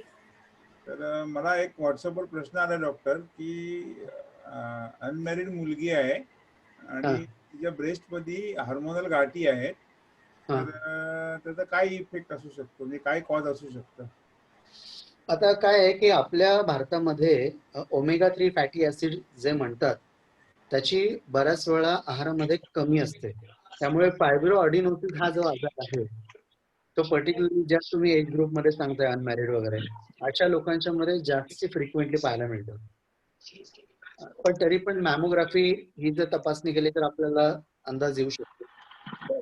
खूप इम्पॉर्टंट लक्षण म्हणजे की त्या मुलीला ही गोष्ट विचारणं आवश्यक आहे की या गाठींमध्ये दुखतं का कधी. बऱ्याच वेळा पिरियड्स याच्या आधी फायब्रोडिनोसिस किंवा याच्या गाठींमध्ये मुलींना पेन होऊ शकतं. तर अशा वेळी या गाठी काळजी न करण्यासारख्या असतात. पण तरी देखील कुठल्या तरी योग्य तज्ञांना दाखवणं आणि लस घेणं ही गोष्ट जास्त उपयोगाची आहे. पण कॅन्सर असण्याची शक्यता युजली कमी असते. मग त्याला काही उपाय, पथ्य किंवा काय? आता कुठल्याही गोष्टीचा इलाज पेशंट न बघता किंवा प्रॉपर एक्झामिनेशन करता सांगणं अवघड आहे. तर त्यांना त्यांच्या एका स्पेशलिस्ट डॉक्टरांना भेटू दे, त्यांना डिसाईड करू दे. पण आपण ढोबळ मनाने सांगू शकतो की फॅमिली जर हिस्ट्री नसेल तर अनमॅरिड अशा मुलींमध्ये फायब्रोऑडिनोसिसच्या गाठी असण्याची शक्यता जास्ती असते. आणि जर ती गाठ आपण अज्युम करू की त्या मुलीने डॉक्टरांना दाखवलं आणि त्यांच्या लक्षात आलं की ही गाठ फायब्रोऑडिनोसिसची आहे, तर त्याच्यामध्ये GLA गॅमा-लिव्हिनोलिक ऍसिड अशा डायटरी सप्लिमेंटचा बऱ्याच वेळी सॅटिस्फॅक्टरी इलाज होऊ शकतो. Okay, thank you. तर तुम्ही लीना, हा बोला ना. मला पण एक व्हॉट्सअपवरती काही प्रश्न आलेत. ओके. 3 प्रश्न आहेत मला आलेले. हा. मला फॉरवर्ड करता का की तुम्ही आता? हा, मी विचारतो. डॉक्टर समीर, नमस्कार. बोला. हा, नमस्कार. पहिला प्रश्न आहे की इम्युनोथेरपी काय आहे आणि त्याचा कितपत फरक पडतो? अच्छा, बेसिकली मी म्हणजे I will be very honest about it की मी कॅन्सर सर्जन आहे. इम्युनोथेरपी हा जो पार्ट आहे हा मेडिकल ऑन्कॉलॉजिस्ट किंवा जो औषधाने याचा इलाज करतात त्यांची ही स्पेशालिटी आहे. तर इम्युनोथेरपीचा मी तुम्हाला जास्ती एवढ्या डिटेलमध्ये इन्फॉर्मेशन नाही देऊ शकणार because it goes beyond my knowledge. पण तरी देखील मी तुम्हाला व्हॉट्सअपवर किरणला किंवा अभिजितना हा प्रश्न याचा डिटेल आन्सर फॉरवर्ड करीन आणि मग त्याच्यानंतर तुम्ही प्लीज ज्यांनी जो प्रश्न विचारला त्यांना फॉरवर्ड करा. आय एम सॉरी मला म्हणजे मी ढोबळ मनाने माहिती देऊ शकतो पण that is beyond my speciality. मी बरोबर. दुसरा प्रश्न आहे, हाडांमध्ये थोड्याफार प्रमाणात कॅन्सर पसरला असेल आणि तो भाग दुखत असेल तर काय करायचं? हाडांमध्ये जर कॅन्सर पसरला असेल आणि तो भाग दुखत असेल तर त्याच्यासाठी लिनियर ऍक्सिलेटरवर रेडिएशन देणं हा अतिशय उत्तम. म्हणजे समजा स्पाईन मध्ये पसरलं किंवा मोठ्या हाडांमध्ये किंवा ह्युमर इथं फ्युमर जे पायाचं आपण ज्याच्यावर वजन असतं आणि हिप याच्यामध्ये असेल तर त्याच्यामध्ये रेडिएशन हा अतिशय उत्तम इलाज आहे. रेडिएशनमुळे जर तुम्ही आधी पेट स्कॅन केला तर आपल्याला हाडांमध्ये पसरलेला कॅन्सर तिथं त्या भागात हाडांच्या भागात मेटाबॉलिकली ऍक्टिव्ह दिसतो आणि नंतर रेडिएट केल्यावर त्याचं मेटाबॉलिक ऍक्टिव्हिटी कमी होते. त्याच्याच बरोबर त्याच्या बरोबर झोलेडॉनिक ऍसिड किंवा ॲलेड्रॉनिक ऍसिड नावाची जी गोष्ट आहे ती देणं भाग असतं. हे औषध झोलेडॉनिक ऍसिड जे आहे किंवा ॲलेड्रॉनिक ऍसिड जे आहे त्याच्यामुळे हाडांमधलं कॅल्शियमचं प्रमाण इम्प्रूव्ह होतं, वाढतं आणि हाडांमधलं कॅल्शियम कमी होत नाही आणि हाडं स्ट्रॉंग होतं. त्यामुळे ह्या दोन गोष्टींनी आपल्याला हाडांमध्ये जरी पसरलेला कॅन्सर असेल तरी त्याच्यावर आपल्याला चांगला इलाज मिळू शकतो. आणि दुसरा शेवटचा प्रश्न आहे, रेडिएशनचा खर्च, हॅलो, हा हा, रेडिएशनचा खर्च किती येतो? आता कसं आहे की रेडिएशनचे 3-4 टाइप्स असतात. एक असतं सगळ्यात स्वस्त युनिट आहे त्याचं नाव कोबाल्ट युनिट असतं. ते कोबाल्ट युनिट असतं त्याच्यामध्ये एवढा स्पेसिफिक एरिया टार्गेट करून रेडिएट नाही करतात. तर कोबाल्ट मशीनवर रेडिएशन स्वस्त असतं. त्याच्यानंतर जी ऍडव्हान्समेंट आहे त्याला आपण लिनियर ऍक्सिलेटर म्हणतो. लिनियर ऍक्सिलेटरवर आपल्याला रेडिएट करताना आधी सीटी स्कॅन करून एक्झॅक्टली कुठल्या भागात रेडिएशन करायचंय आणि सीटी गायडेड किंवा सीटीवर मॅपिंग, सीटी स्कॅनवर मॅपिंग करून आपल्याला त्या भागात रेडिएशन देता येणं शक्य होतं. तर लिनियर ऍक्सिलेटरवर हा खर्च जरा महाग जातो. Sometimes up to 1.5 lakh 3 lakh पर्यंतही जाऊ शकतो. पण काही ठिकाणी पुण्यामध्ये इथं एक हॉस्पिटल आहे त्याचं नाव इंद्रायणी हॉस्पिटल आहे आळंदीला. तर ह्या ठिकाणी राजीव गांधी योजनेमध्ये रेडिएशन मोफतही मिळू शकतं किंवा काही ठिकाणी आम्ही पेशंटला जर अफोर्डेबिलिटी कमी असेल तर कुठं ना कुठं एक 30 ते 35 हजारात आपण रेडिएशन बसवून देऊ शकतो. आपला जर पेशंट असेल त्या भागातला तर रेडिएशनसाठी आपण अशा पद्धतीने करू शकतो. कारण बऱ्याच वेळा नंतर रेडिएशनचा खर्च सर्वसाधारण माणसाच्या आवाक्याच्या बाहेरचा होऊ शकतो. Thank you doctor. एक हँडरेजचा प्रश्न आहे, भारत काका.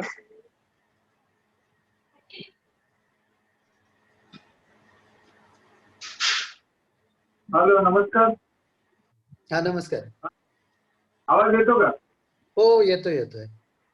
हा नमस्कार डॉक्टर, अतिशय छान माहिती.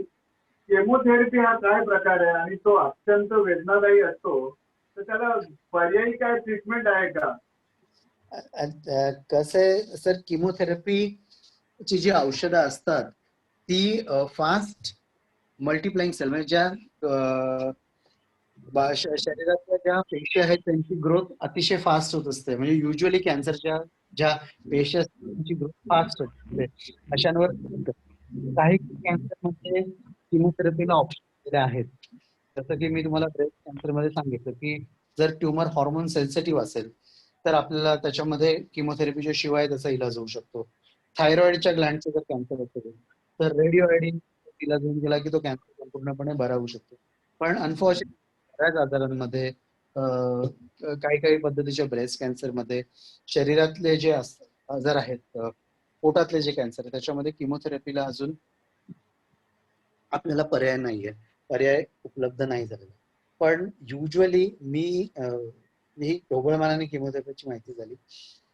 मी युजली कॅन्सरचं ऑपरेशन करतो आणि किमोथेरपीसाठी आपण दुसरे तज्ञ डॉक्टर असतात ज्यांना आपण मेडिकल ऑन्कोलॉजिस्ट म्हणतो अशा आणि मग ती लोक किमोथेरपी इलाज आणि त्याच्या पुढचा फॉलोअप बघतात. पण तरी काही स्पेसिफिक प्रश्न असेल आणि ज्याचं मला उत्तर आज माहिती नसेल तरी मी कन्सर्न तज्ञांकडनं माहिती घेऊन आपल्याला द्यायचा प्रयत्न करू शकतो. पण तो वेदनादायी असतो हे खरं आहे ना? हो, त्याच्यामुळे वेदना होतात, म्हणजे त्याच्यामुळे क्वालिटी ऑफ लाईफ कमी होते. पण त्याच्यामध्ये बरीच रिफाईनमेंट आलेली आहे. पूर्वी जी किमोथेरपी होती ब्रेस्ट कॅन्सरला त्याच्यामध्ये जी आज किमोथेरपी आहे, जे औषध आहेत ती औषधं पण ऍडव्हान्स झालेली आहेत. त्यांचा इफेक्टिव्हनेस वाढलेला आहे आणि त्यांचे साईड इफेक्ट्स पूर्वीच्या मनानं बऱ्याच प्रमाणात कमी झालेले आहेत. त्यामुळे बऱ्याच कॅन्सरना आज बऱ्याच आता जर्मसेल ट्युमर किंवा काही ज्या किमोथेरपीचे पॅक्लिटॅप्स किंवा ही जी औषध आहेत त्यांना तेवढे साईड इफेक्ट नाही आहेत. त्यामुळे आपण ढोबळमानाने किमोथेरपी म्हणजे अतिशय वेदना असं धरून चालणं अयोग्य होऊ शकतं. किंवा कारण काही कॅन्सरची किमोथेरपी अगदीच स्मूथ झालेली आहे, त्याच्यामध्ये बऱ्याच वेळा आपल्याला साईड इफेक्ट दिसत नाही. तसंच किमोथेरपीनी लिम्फोमा सारखे आजार संपूर्णपणे बरेच होऊन जातात. पूर्वी लिम्फोमा कॅन्सरने, आता माझे स्वतःचे जे मामा होते त्यांना लिम्फोमा पद्धतीचा कॅन्सर झाला होता आणि त्यांचा मृत्यू लिम्फोमामुळे झाला. आणि तेव्हा त्यांना इंटेस्टाईनचा म्हणजे आतड्यांचा लिम्फोमा झाल्यामुळे त्यांच्या 4 शस्त्रक्रिया झाल्या. आजच्या तारखेला लिम्फोमा जर सस्पेक्ट असेल तर आम्ही दुर्बिणीने त्याची बायोप्सी घेतो किंवा कुठल्या बायोप्सी घेतो आणि त्याच्यात जर लक्षात आलं लिम्फोमा आहे तर आम्ही डायरेक्ट कुठल्या टाईपचा लिम्फोमा आहे बघून किमोथेरपी वाल्याकडे पाठवून देतो ऑन्कोलॉजिस्टकडे आणि ते किमोथेरपी देतो आणि त्याच्याने लिम्फोमा संपूर्णपणे बरा होऊन जातो.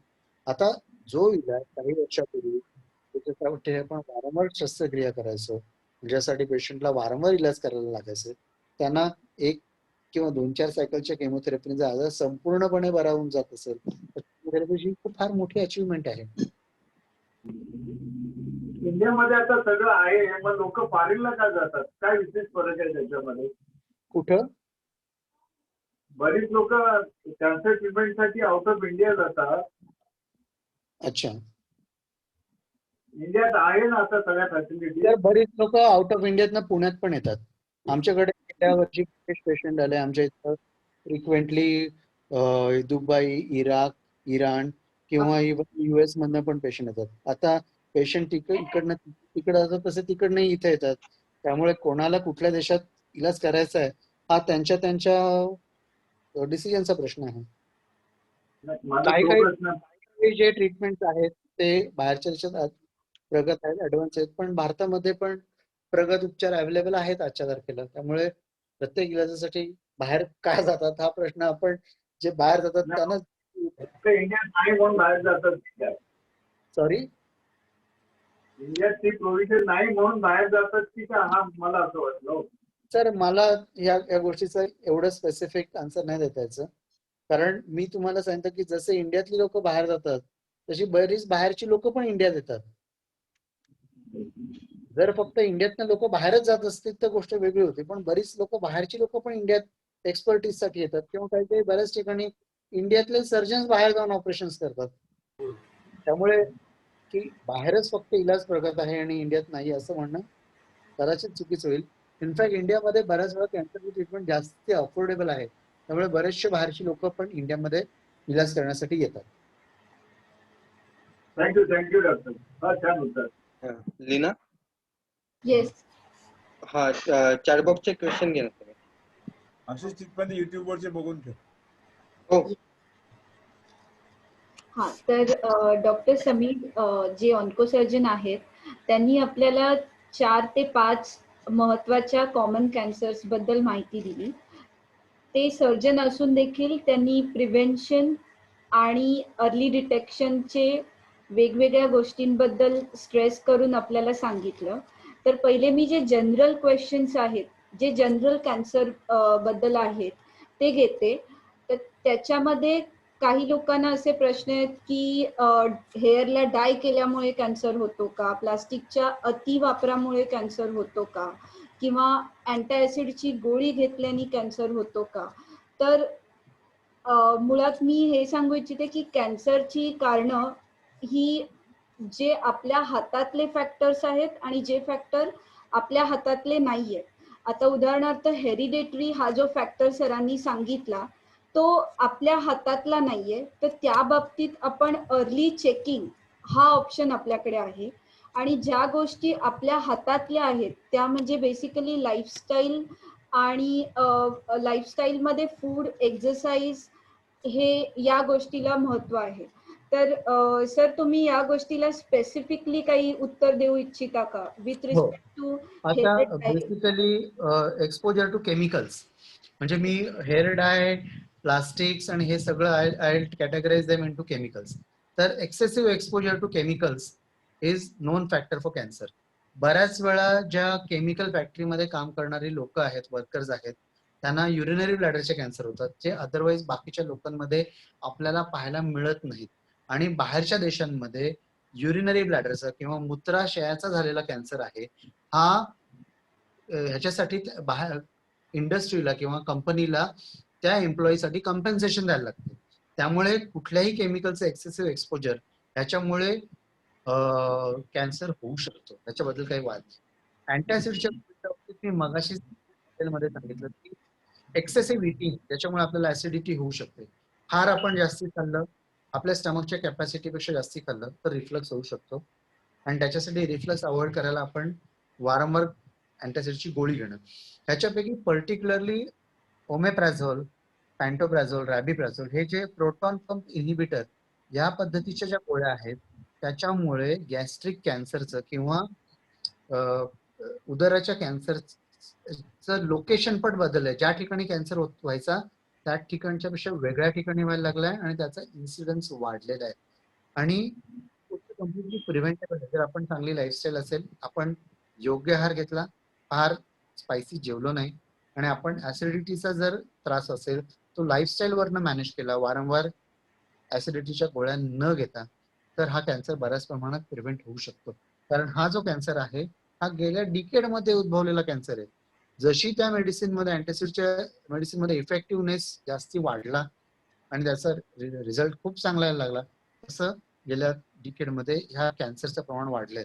त्यामुळे केमिकल एक्सपोजर आणि वारंवार अँटासिडच्या गोळ्या घेणं, त्या दोन्ही गोष्टींमुळे कॅन्सरचं प्रमाण जास्ती आहे. तर आपण लाईफस्टाईल चांगली ठेवून ह्या गोष्टी सगळ्यांनी आज निश्चित करून अवॉइड करूया. ही गोष्ट फार इम्पॉर्टंट आहे. हा, तर अँटासिड हे over the counter available medicine असल्यामुळे जनरली अँटासिड मध्ये सगळेजण घरात स्पेसिफिकली प्रोटॉन पंप इन्हिबिटर सांगितलं. एक्झॅक्टली. Proton pump exactly. तर आता अँटासिड मध्ये पण ज्या बाकीच्या गोष्टी आहेत की ज्याला आपण जेल्युसिल म्हणतो किंवा थंड दूध घेणं, त्याच्यामुळे कॅन्सरचं प्रमाण वाढल्याचं लक्षात आलेलं नाहीये. हे जे एक स्पेसिफिक ड्रग आहे प्रोटॉन पंप इन्हिबिटर त्या फॅमिली मधलं, ओमेप्रॅझोल, रॅबिप्रॅझोल, पॅन्टोप्रॅझोल, ते या गोष्टीमुळे कॅन्सरचं प्रमाण वाढण्याचं लक्षात आलेलं आहे. त्यामुळे ओव्हर द काउंटर जरी आपल्याला घ्यायचं असेल तर आपण जेल्युसिल घ्या, कारण ह्याच्याने फक्त न्यूट्रलाइज होईल, पण त्याच्यामुळे कॅन्सरची शक्यता तुम्हाला वाढणार नाही. पण दॅट इज म्हणजे लाईफस्टाईल चेंज करण्यापेक्षा ते जास्त रिकमेंडेड आहे का तसं नाही, पण तरी दगडापेक्षा वीट मऊ. त्यामुळे ओमेप्रॅझोल, पॅन्टोप्रॅझोल घेण्यापेक्षा अँड जेल्युसिल घ्या, डायजिन घ्या, चालेल.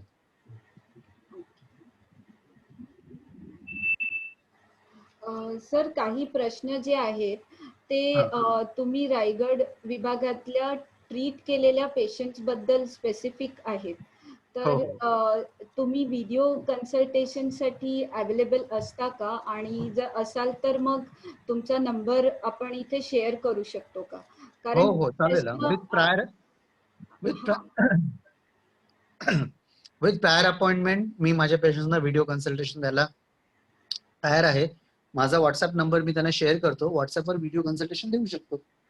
कारण कन्सिडरिंग कोविड आणि most of them seem to be senior citizen, जसं की for example Mrs Shevanti Doshi, you had operated her. Yes. So मी प्रेफर करेन की डिरेक्टली त्यांना तुम्ही व्हिडिओ कन्सल्टेशन केलं तर ते इकडे आता डिस्कस करण्यापेक्षा ते जास्त बेटर राहील. हो definitely we can do that. Yes. आणि तुमच्या परवानगीने एक प्रश्न फक्त मी घेते, because it is related to oral cancer. So एका व्यक्तीने प्रश्न विचारलाय की माउथ अल्सर आणि कॅन्सरस अल्सर याच्यामध्ये काय फरक आहे? तर mouth ulcer will be 100% painful. You will have pain while eating or chewing, while the while the cancerous ulcer will not give you any pain and it would never heal on its own, which is most common on the tongue. अच्छा, पण when it comes to the pain factor, there is one cancer which is exception. की बऱ्याच वेळा टंगचे cancer असतात, ते even carcinoma in C2 या stage मध्ये पण सिम्पटमॅटिक असतात. बऱ्याचदा टंगला सुरुवातीला अगदी कॅन्सरची सुरुवात असली तरी पेशंटला फार झोंबतंय, फार दुखतंय, असा टंगच्या कॅन्सर मध्ये अर्ली स्टेज मध्ये असू शकतो, even at the stage of carcinoma in C2 असं आहे. म्हणजे जेव्हा कॅन्सर इव्हॉल्व्ह होतो तेव्हा आधी कार्सिनोमा इन C2 असतो आणि नंतर तो इन्व्हेसिव्ह कॅन्सरकडे जातो. तर टंगचे कॅन्सर असतात ते बऱ्याच वेळा खूप लवकर सिम्पटमॅटिक होतात, पेशंटला त्याचे सिम्पटम जरा जास्ती लवकर येतात, पण आपण डिटेक्टही करू शकतो. पण most of the times what you said is 100% right, की कॅन्सरचा जो अल्सर असतो तो बऱ्याच वेळा सुरुवातीला पेन फ्री असतो आणि बाकीचे जे अल्सर असतात ते पेनफुल असतात, ही गोष्ट खरी आहे. सर तुम्ही breast cancer, prostate cancer, mainly breast कॅन्सरच्या बद्दल रिकन्स्ट्रक्टिव्ह सर्जरी एक्सप्लेन केली. So will you explain little bit about reconstructive with respect to oral cancer, कारण that becomes still more social stigma because it is on the face. बरोबर आहे. आता oral cancer असं जेव्हा आपण बघतो तर त्याच्यामध्ये 2 इम्पॉर्टंट पद्धतीचं रिकन्स्ट्रक्शन असतं. One reconstruction is a soft tissue reconstruction and another is a skeletal reconstruction. आता जे ऍडव्हान्स रिकन्स्ट्रक्टिव्ह आहेत ज्या मेथड्स ओरल कॅन्सरमध्ये, त्याच्यामध्ये आपण फ्री रेडियल फ्लॅप घेतो, म्हणजे आपल्या हाताचा रेडियल आर्टरीवरच्या बेस असलेला फ्लॅप घेतो आणि त्याच्यामध्ये फक्त जिथे सॉफ्ट टिश्यू रिकन्स्ट्रक्शन लागत असेल अशा ठिकाणी यूज करू शकतो. आणि जिथे आपल्याला जबड्याचा पार्ट किंवा वरच्या जबड्याचा पार्ट ह्या गोष्टी जात असतील अशा ठिकाणी आपल्याला फ्री फिब्युला म्हणजे पायाचं जे हाड आहे तिथल्या चामडी सकट आपण काढून त्याचं रिकन्स्ट्रक्शन करून लावू शकतो. आणि मॅडम ना तुम्हाला तर चांगलं माहिती असेल की ते रिकन्स्ट्रक्ट करताना आपण त्याच्यामध्ये इम्प्लांटही टाकू शकतो आणि पेशंटला त्याच्यामध्ये पूर्ण दात टाकून पेशंटचा जबडा फंक्शनली आणि ऍस्थेटिकली पहिल्यासारखा संपूर्णपणे पूर्ववत होऊ शकतो. त्याच्या चेहऱ्यामध्ये कुठली चेहऱ्यामध्ये कुठली विद्रूपता येत नाही. आता हे आपण बोलतोय ऍडव्हान्स रिकन्स्ट्रक्शन साठी. बऱ्याच वेळा मी माणगाव महाडमध्ये जेव्हा येऊन ऑपरेशन्स केली तेव्हा आम्हाला ऍडव्हान्स रिकन्स्ट्रक्शन पॉसिबल झालं नाही. त्यावेळी मी PMMC फ्लॅप म्हणजे छातीचा भाग घेऊन चेहरा रिकन्स्ट्रक्ट करणं किंवा डेल्टोपेक्टोरल फ्लॅप हे घेऊन चेहरा रिकन्स्ट्रक्ट करणं हे बेसिक रिकन्स्ट्रक्शन जे कॅन्सर सर्जन करू शकतो अशा पद्धतीचे रिकन्स्ट्रक्शन आपल्या भागात केले. पण पुण्यामध्ये किंवा इन्स्टिट्यूशनल सेटअपमध्ये बऱ्याच वेळा आम्ही फ्री फ्लॅप ह्या पद्धतीचं रिकन्स्ट्रक्शन करतो. जे लोअर लिप असतो त्याचं रिकन्स्ट्रक्शन आम्ही नेझोलेबियल फ्लॅपनी करतो. हा इथल्या भागाचा फ्लॅप काढून आपण रिकन्स्ट्रक्शन करतो. आणि बऱ्याच वेळा हे लिपचे कॅन्सर जरी रिकन्स्ट्रक्ट केलेले असले तरी काही दिवसांनी आपल्याला ते बघून कळतच नाही की याचं रिकन्स्ट्रक्शन झालेलं आहे कॅन्सरचं. एवढं त्याचं सुंदर रिकन्स्ट्रक्शन बऱ्याच वेळा मिळतं. आणि काही वेळा हे एजेड लोकांमध्ये असतं त्याच्यामुळे आपल्याला पटकन बघितल्यावर कळत नाही. एक्सपर्ट बघून तुम्ही बघून सांगाल पण फॉर अ कॉमन पर्सन तो माणूस विद्रूप दिसत नाही किंवा वाईट दिसत नाही. बऱ्याच वेळा जे सबम्युकस फायब्रोसिस असतं की लोकांना ऍडिक्वेट तोंड उघडता येत नाही वारंवार गुटखा तंबाखू खाल्यामुळे, त्या लोकांना आम्ही बायलॅटरल नेझोलेबियल फ्लॅप करतो. इथले टिश्यू टाकून चेहऱ्याच्या आतमध्ये तोंडाच्या आतमध्ये जी टिश्यूची कमतरता असते, पेशींची कमतरता असते ती वाढवतो आणि त्याच्यामुळे पेशंटला व्यवस्थित खाता पिता येतं, त्यांना तोंड व्यवस्थित उघडतं. तर ह्या पद्धतीचं रिकन्स्ट्रक्शन आम्ही ओरल कॅन्सर मध्ये करतो. एक प्रश्न असा आहे की पानामध्ये कॅल्शियम असतं तर मग पान का खायचं नाही, असाही एक प्रश्न आहे. तर पानामध्ये टाकलेले घटक हे जास्त हानिकारक असतात, ऍक्च्युअल लीफ हे काही फार हानिकारक नसतं. सर तुम्ही याच्याबद्दल काय सांगू इच्छिता? नाही, म्हणजे I am in agreement with you. बऱ्याच वेळा पानामध्ये तंबाखू, काच, चुना हे सगळे केमिकल इरिटेंट्स असतात टाकलेले, त्याच्यामुळे रिपिटेटिव्ह इरिटेशन होऊन पेशंटला कॅन्सरची शक्यता जास्ती उद्भवते. That is right. सुपारी, त्याच्यामध्ये खूप इम्पॉर्टंट गोष्ट जी आपण बऱ्याच वेळा मिस करतो ती म्हणजे सुपारी. सुपारीमुळे सबम्युकस फायब्रोसिसला खूप जास्त सबम्युकस फायब्रोसिस होतो. त्याच्यामुळे सुपारी जर खात असतील तर खूप फ्रिक्वेंटली स्टोमॅटायटिस पण होत राहतात त्या लोकांना. That is also very important thing. पान असल्यावर सुपारी नाही असं होत नाही, सुपारी असतेच त्याच्यामध्ये. Supari is a very big non irritant. नुसतं पान कोणी खात नाही. सो मेनली जसं सर म्हणाले की ओरल कॅन्सर लवकर डिटेक्ट होतात कारण त्यामध्ये काही प्री मॅलिग्नंट कंडिशन्स इझिली कळून येण्यासारख्या असतात. सो त्या प्री मॅलिग्नंट कंडिशनमध्ये सर जे वारंवार एक्सप्लेन करतायत ओरल सबम्युकस फायब्रोसिस, तर लेमॅन टर्म्समध्ये ओरल सबम्युकस फायब्रोसिस म्हणजे तोंडात येणारे पांढरे चट्टे ज्याच्यामुळे स्किन खूप टाईट होते आणि इलॅस्टिसिटी लूज होते.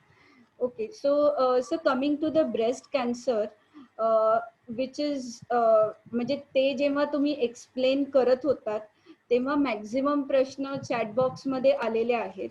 त्यातले जास्त प्रश्न ब्रेस्ट कॅन्सर आणि हार्मोन यांचा काय संबंध आहे and how they are used in the treatment also. So basically मी हे सांगू इच्छिते की सरांनी पण जसं सांगितलं की ते ऑन्को सर्जन आहेत. सो कॅन्सर याचं उत्तर द्यायचा प्रयत्न करू शकतो. Okay, yes sir. कसं असतं की ब्रेस्ट जो आहे त्यातले बरेच ब्रेस्ट कॅन्सर जे आहेत ते हॉर्मोन डिपेंडेंट असतात. जे हॉर्मोन ज्याच्यामध्ये इस्ट्रोजन आणि प्रोजेस्ट्रॉन यांचे रिसेप्टर असतात. त्या ब्रेस्ट कॅन्सरची सेलची जर आपण बायोप्सी घेतली तर आपल्याला त्याच्यामध्ये इस्ट्रोजन किंवा प्रोजेस्ट्रॉन रिसेप्टर आहेत की नाहीत ही गोष्ट कळते. ज्या ब्रेस्ट कॅन्सरच्या सेल्समध्ये इस्ट्रोजन आणि प्रोजेस्ट्रॉन रिसेप्टर्स आहेत ते हॉर्मोन थेरपीला खूप चांगला रिस्पॉन्स देतात. आता याच्यापैकी फुलवेस्ट्रन नावाचं एक सध्या आहे, दॅट इज 3rd जनरेशन. सुरुवातीला 1st जनरेशन टॅमॉक्सिफेन म्हणून एक औषध आलं.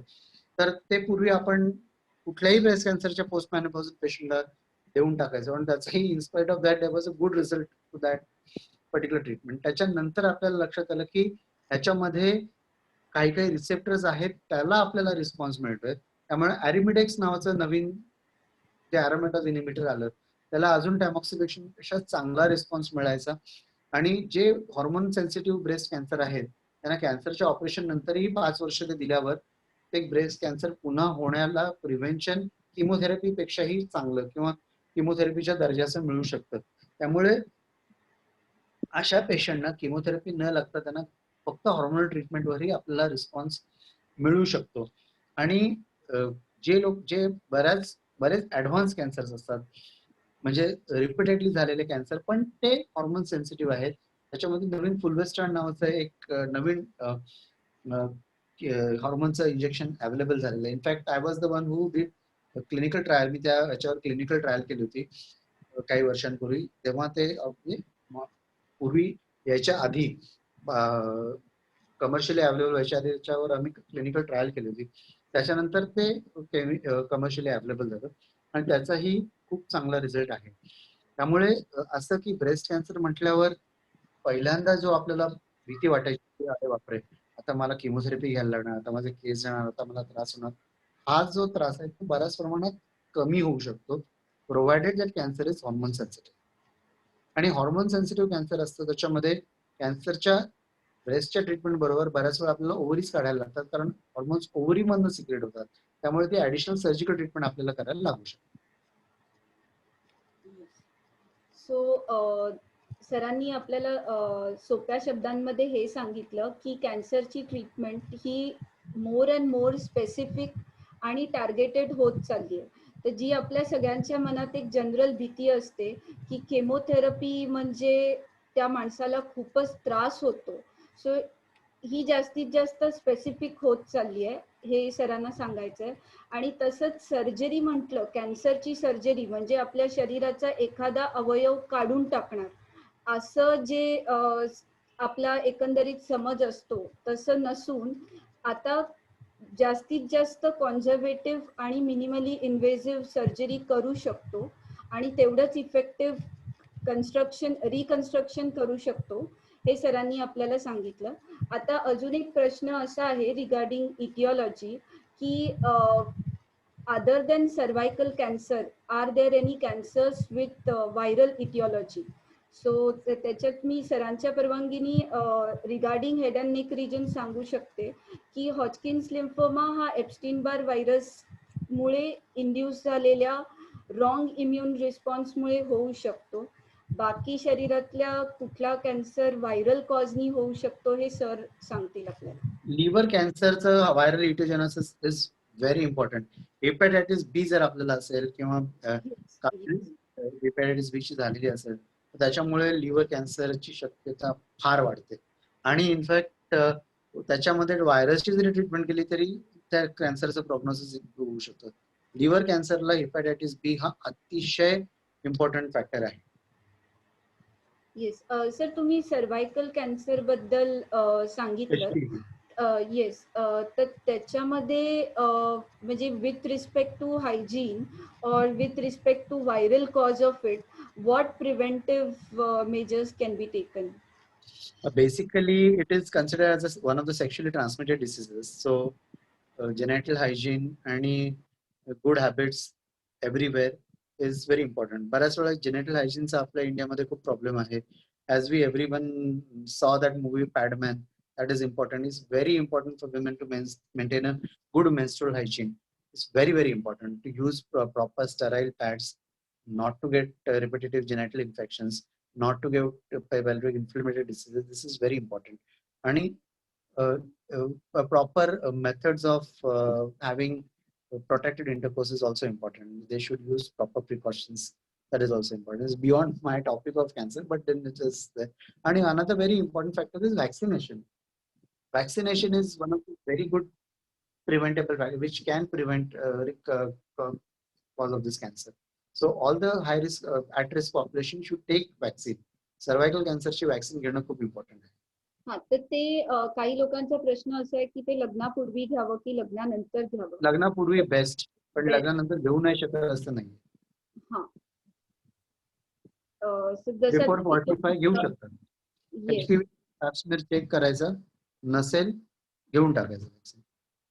हा, आता ह्या ज्या सगळ्या टेस्ट आहेत, पॅप्समियर, मॅमोग्राफी, पेट स्कॅन, तर मॅक्झिमम लोकांचे प्रश्न ह्या किती फ्रिक्वेन्सीनी कराव्यात, considering Mammography- I'm not at particular risk, so still I should do it, and if yes, then at what frequency?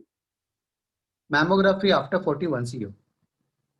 Pap smear once a year. I think that is a fair frequency. Okay. आणि पेट scan obviously आपण जेव्हा PET scan तेव्हाच करतो, पण मग किती फ्रिक्वेन्सीनी करायचं? PET scan as a diagnostic tool for cancer is, though it's very good, azun it is not established. There are no recommendation as to that PET scan should be used as a diagnostic tool. But population who is high risk, की आपल्याला एखाद्या गोष्टीचं genetic cancer आहे किंवा I am having certain lifestyle, so probably I have a higher risk of developing PET scan. So once in a while they can do a PET scan, but it has to be very much individualized. It's a very expensive investigation, and it is not free of its own complications. It's an invasive investigation. कारण त्याच्यामध्ये आपण ultimately आपण radioactive drug push करतो. So I feel that should be reserved to an expert. When an expert recommends that you go in for a PET scan, one should go for a PET scan. But random PET scan avoid करावं असं मला वाटतं. ज्यांनी प्रश्न विचारलाय त्यांचं बहुधा intention हे आहे की रिकरन्स चेक करण्यासाठी किती वर्षांनी, म्हणजे once Depends upon the type of cancer, but usually once a year. Okay. Depends upon the type of cancer. समजा person is undergoing a chemotherapy आणि मग त्याच्यामध्ये आपण किती रिस्पॉन्स आला तर they may require every 2 or 3 months. पण otherwise usually once a year. Sir तुम्ही आम्हाला इन जनरल थोडंफार वेग कॅटेगरायझेशन करून सांगू शकता का की कुठल्या कॅन्सरच्या बाबतीत surgery remains the prime modality of treatment? अच्छा, breast cancer, early detection operable cancer, surgery. Head and neck cancer, surgery. In fact, any cancer which is detected, if it comes at an early stage, what results that we can get with surgery are not replicable with other treatments. For relatively advanced cancer, म्हणजे लॅरिंगचा जर cancer असेल आणि सर्व्हिक्सचा किंवा गर्भाशयाच्या तोंडाचा जो cancer असेल, advancement जर असेल stage 1, stage 2B, stage 2B च्या पुढे, तर त्याच्यामध्ये सर्जरीच्या पेक्षा किमो रेडिएशनला आपल्याला जास्त रिझल्ट मिळतो. पण any early cancer surgery can offer the best possible result. Any early cancer. Yes. Then so there are questions regarding various supportive treatment. Some people are taking supportive treatment as a replacement of actual treatment. Means they are asking whether it works. Like गोमूत्रा बद्दल विचारलंय, त्याच्यानंतर म्हणजे there are different things which I believe come under supportive. But see, basically there is one thing about modern science, that modern medicine, it is the science of statistics. So what is the science of statistics? Ki you do multiple randomized control trials. म्हणजे बऱ्याच ठिकाणी तुम्ही same औषध पद्धती, उपचार पद्धती बऱ्याच centres मध्ये सिमिलर पद्धतीची द्या आणि जर एका सेंटरचे रिझल्ट आपल्याला दुसऱ्या सेंटरमध्ये, दुसऱ्या सेंटरचे तिसऱ्या सेंटरमध्ये आपल्याला रेप्लिकेट होत असतील, तेच आपल्याला रिझल्ट मिळत असतील, तर ती उपचार पद्धती सायंटिफिक आहे, तर ती उपचार पद्धती आपण फॉलो करू शकतो. जर गोमूत्रावर अशा पद्धतीचं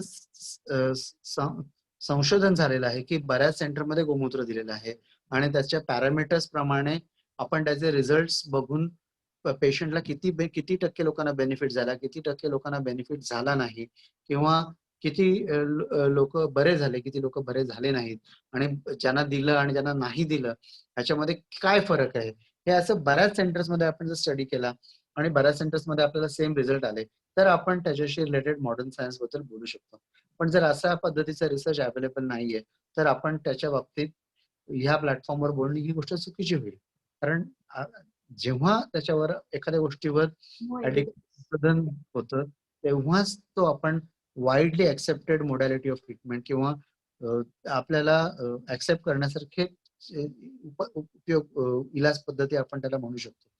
पण जोपर्यंत त्याच्यावर संशोधन होत नाही, तोपर्यंत आपण ही गोष्ट मान्य करणं खूप अवघड आहे.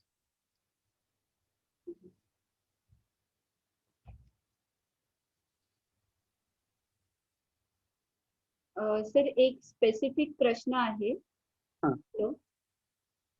Hello, am I audible? हा, एक स्पेसिफिक प्रश्न आहे की 27-year-old girl was treated with the surgery for ovarian cancer. So she has also taken chemotherapy cycles after that. So they wanted to know that how much time usually she will take to recover out of it. So ज्यांनी हा प्रश्न विचारलाय, Redmi म्हणून आहेत, त्यांना आपण unmute करू शकतो का?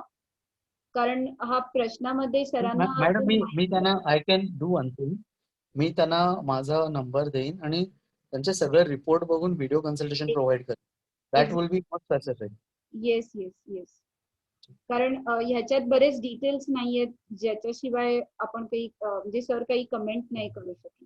CA 125 लेवल्स काय आहेत त्याच्यामध्ये काय आहे आणि त्याच्यामध्ये ट्रीटमेंट काय दिली आहे, किमोथेरपी कुठली दिलेली आहे, हायपेक ची ट्रीटमेंट केली आहे की नाही केली, कुठली, ह्या सगळ्या गोष्टी आपल्याला पाहायला लागतील, मग आपण सांगू शकतो. हा, आता तुम्ही बोलता बोलता एका ब्लड मार्कर बद्दल मेन्शन केलं, CA 125.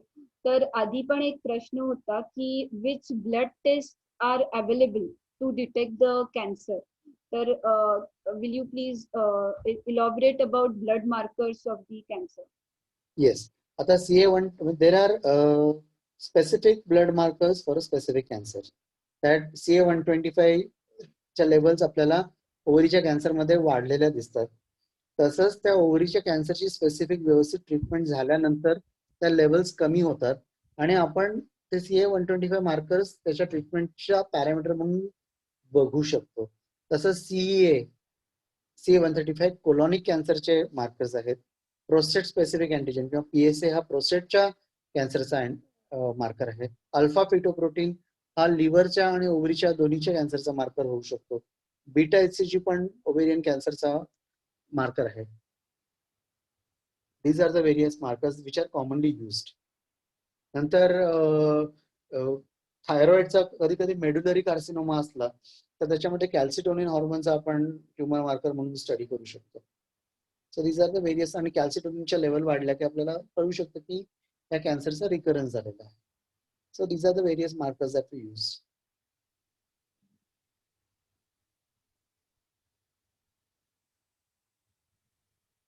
आय थिंक मला वाटतं मी सगळे क्वेश्चन्स कव्हर केलेले आहेत. कोणाचा कोणता प्रश्न राहिला असेल तर कृपया चॅट बॉक्स मध्ये हँड रेज करावा. आशिष, युट्यूब वरचे बघ. हा भाई, आपल्याकडे एक हँड रेज आहे अशोक काकांचा. अशोक काका, आपल्या अनम्यूट करा ना. मला असं वाटतं एक प्रश्न राहिलाय, नंतर बोलतो मी. होऊ दे, अशोक काकांचं होऊ दे. अशोक काका,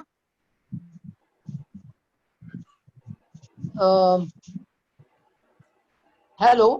हा भाई. हा, नमस्कार. नाही, माझ्या प्रश्नाचं उत्तर मिळालं म्हणून मी मेसेज टाकला होता की I got the answer. No need to admit. I got the answer. साधनाताईंना ओके. unmute कर. हो.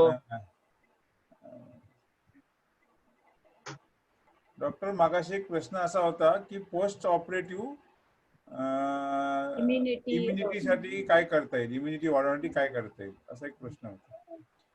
हॉनेस्टली आयुर्वेदिक ट्रीटमेंटमुळे पोस्ट ऑपरेटिव्ह असं म्हणजे हे आहे, but honestly speaking I need to study this. मी याचा तुम्हाला स्टडी करून सांगेन. This has completely skip my mind. I have always dedicated this task की ह्या डॉक्टरांना भेटा, मेडिकल ऑन्कोलॉजिस्टना, आणि he will look after all your post. This is how I look at. I am sorry की बेसिक गोष्टी म्हणजे चांगला आहार, good micronutrients, good macronutrients, good protein intake, good intake of vitamins. This is the thing that I have been recommending, and good rest to improve the immunity. These general things I know. Besides that, काय advanced गोष्टी असतील तर I'm unaware, but I can try to tell you. And in meanwhile, you are also a doctor. If you come to know of something, please let me know, enlighten me, so that I can try and help my patients in future. नाही, immunity म्हणजे patient नाही, chatbox मधला प्रश्न विचारला. Okay. Sorry. Sadhanatai. The Ayurvedic treatment has shown benefits to reduce adverse effects of chemotherapy. That is for sure. म्हणजे केमोथेरपीचे adverse effect असतात, toxicity असते, ती आयुर्वेदिक ट्रीटमेंट मुळे कमी होते, हा एव्हिडन्स आहे. आयुर्वेदिक नाही, it is post operative. Post operative. Sorry, I am talking about post chemotherapy. But if it is post operative, then I think nutrition and rest and adequate protein intake and vitamins, this is where that is what I recommend. Sir आपण साधनाताईंना unmute कर. नितीश. केलंय आशिष केलंय unmute. हा, बोला. हा, doctor Sameer. हा, नमस्कार. नमस्कार. बोला. मी गोरेगावची. हो. हा, लुकेश आणि विवेक दोशीची बहीण. हो. आणि बाबा म्हणजे त्यांची आठवण झाली, मला खूप आनंद वाटला की तू खूप लहान असशील. म्हणजे बाबा आमचे फॅमिली डॉक्टर होते, आणि तुझे बाबा आणि माझे बाबा म्हणजे मणिलाल दोशी हे खास मित्र होते. हो, माहिती असेल तुला. आई पण येऊन जायची, विद्या पण संपर्कात आहे माझ्या. विनया गेट टुगेदरला आली होती. आज तुझं सेशन ऐकून फार आनंद झाला. Thank you so much. खूप अभिमान वाटला. म्हणजे आज आपल्या गोरेगावची मुलं बाहेर खूप चांगले हुद्द्यावर आहे. खूप अभिमान वाटतो.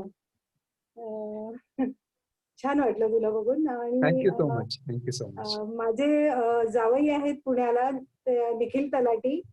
ते पण न्यूरोसर्जन आहे. असे ऐकून माहिती आहे तुम्ही एकमेकांना, पण प्रत्यक्ष भेट नाही झालेली. आणि आता लीना मेहता बोलते, ती पण माझी सून आहे. लीना, छान झालं तुझं. माझा एक प्रश्न आहे की थायरॉइड असेल तर कॅन्सर होऊ शकतो का? आणि एक दुसरा एक प्रश्न आहे की तुम्ही सांगितलं की व्हॅक्सिन 14 ते 45 वयामध्ये आपण घेऊ शकतो कॅन्सरचं, पण आफ्टर 50 म्हणजे आमच्या 50 होऊन गेल्यानंतर काळजीसाठी असं काही आहे का व्हॅक्सिन वगैरे? त्याबद्दल मला माहिती. एक तर दरवर्षी आपण एक सोनोग्राफी करू शकतो, वर्षाला पॅप्समियर करू शकतो, आणि पोस्ट मेनोपॉझल ब्लिडिंग म्हणजे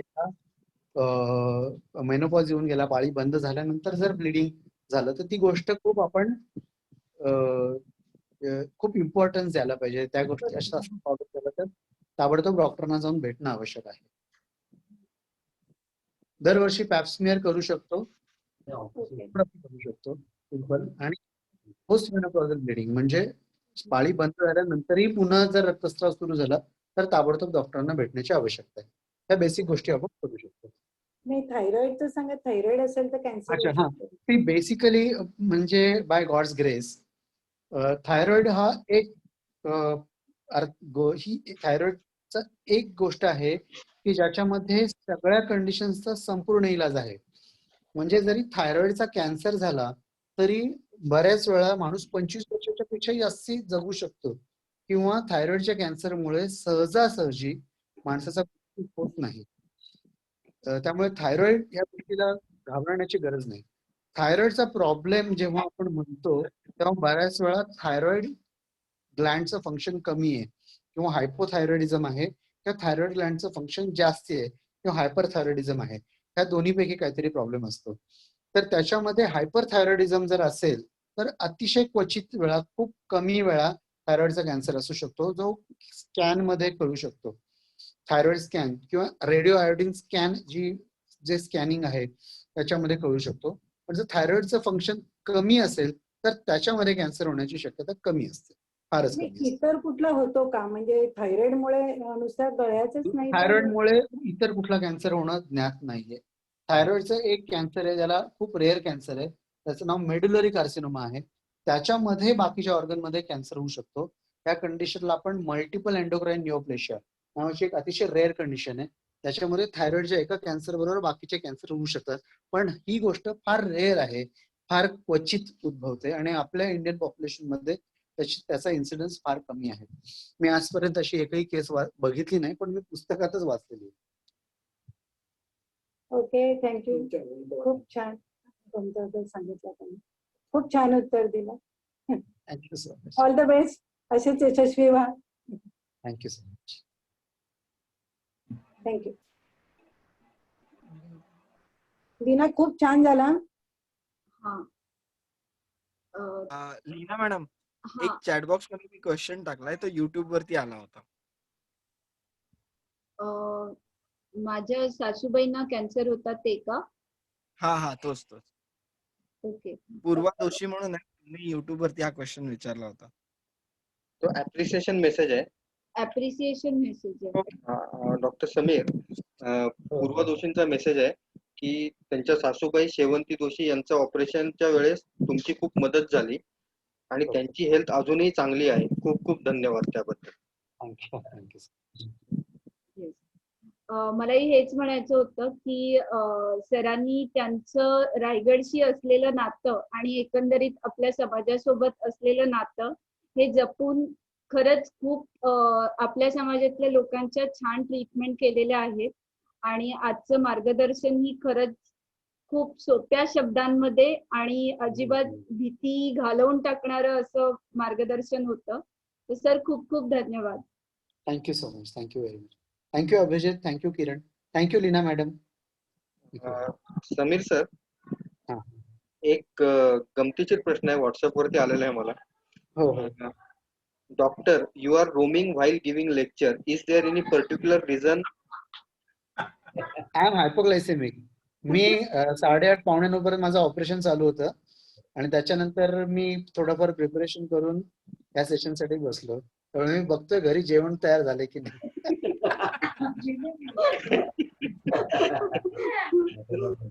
सगळ्यात महत्वाचं कारण आहे. पण मी याला एका गोष्टीशी जोडू इच्छिते की आपल्या समाजातले मॅक्झिमम लोक हे सेल्फ एम्प्लॉईड किंवा बिझनेस रिलेटेड असतात. आणि मग सरांनी जसं सांगितलं की आपल्याला वारंवार अँटासिड घ्यायच्या नाहीयेत, तर अँटासिड घेण्याची गरज ही जेवणाच्या अनियमित वेळा ह्याच्यामुळे सगळ्यात जास्त वेळा लागते असं मला वाटतं. आपण लहानपणी ना एक चुकीची इंग्लिश म्हण ऐकतो. तर ती इंग्लिश म्हण अशी आहे की it is better to burp and taste than waste. तर म्हणजे बर्प आला की आपल्याला पुढची टेस्ट पुन्हा येते. ते it is better to burp and taste than fart and waste. That is wrong. म्हणजे काय होतं की आपल्याला अरे पुन्हा असं अन्नाची चव आली असं आपल्याला वाटतं. म्हणजे अगदी पोट भरेपर्यंत खायचं आणि बर्फ आला की वा चांगलं झालं आणि मग जास्त झालं की इनो घ्या, हे घ्या, ते घ्या. हे आपण कमर्शियल्स फार बघत असतो की पुन्हा खायला तयार, so that you are ready to assault the stomach again. ह्या गोष्टींमुळे आपण try to take these things as a norm, but these things are not to be taken as a norm. They should be rare exceptions, maybe once in a year that you indulge in that kind of binging, but you should keep your diet very moderate and it should not be very spicy, and never try to take something in order to digest the food that you are eating. You try to eat as much as you can comfortably digest. Preferably veg की non veg खावं. मी pure vegetarian आहे, पण इतरांसाठी विचारतो. आशिष, हा भाई. शोभाताईंचा प्रश्न आहे बघ काहीतरी चॅट बॉक्स मध्ये. नाही, त्यांनी दिलंय की माझ्या बहिणी आणि चुलत बहिणी यातून गेल्यात, मी काय काळजी घ्या? हा, मग प्रश्नच आहे ना. कॅन्सरमुळे त्या गेलेल्या आहेत, तर हा, त्यांनी काय काळजी घ्यायला पाहिजे? त्यांनी पहिल्यांदा टेस्ट करणं आवश्यक आहे, BRCA1 BRCA2 breast cancer panel, की त्याच्यामुळे आपल्याला लक्षात येईल की त्यांच्यामध्ये जेनेटिक म्युटेशन आहे का, ज्याच्यामुळे हा कॅन्सर होऊ शकतो. दुसरी गोष्ट, त्यांचं वय किती आहे? अराउंड 55.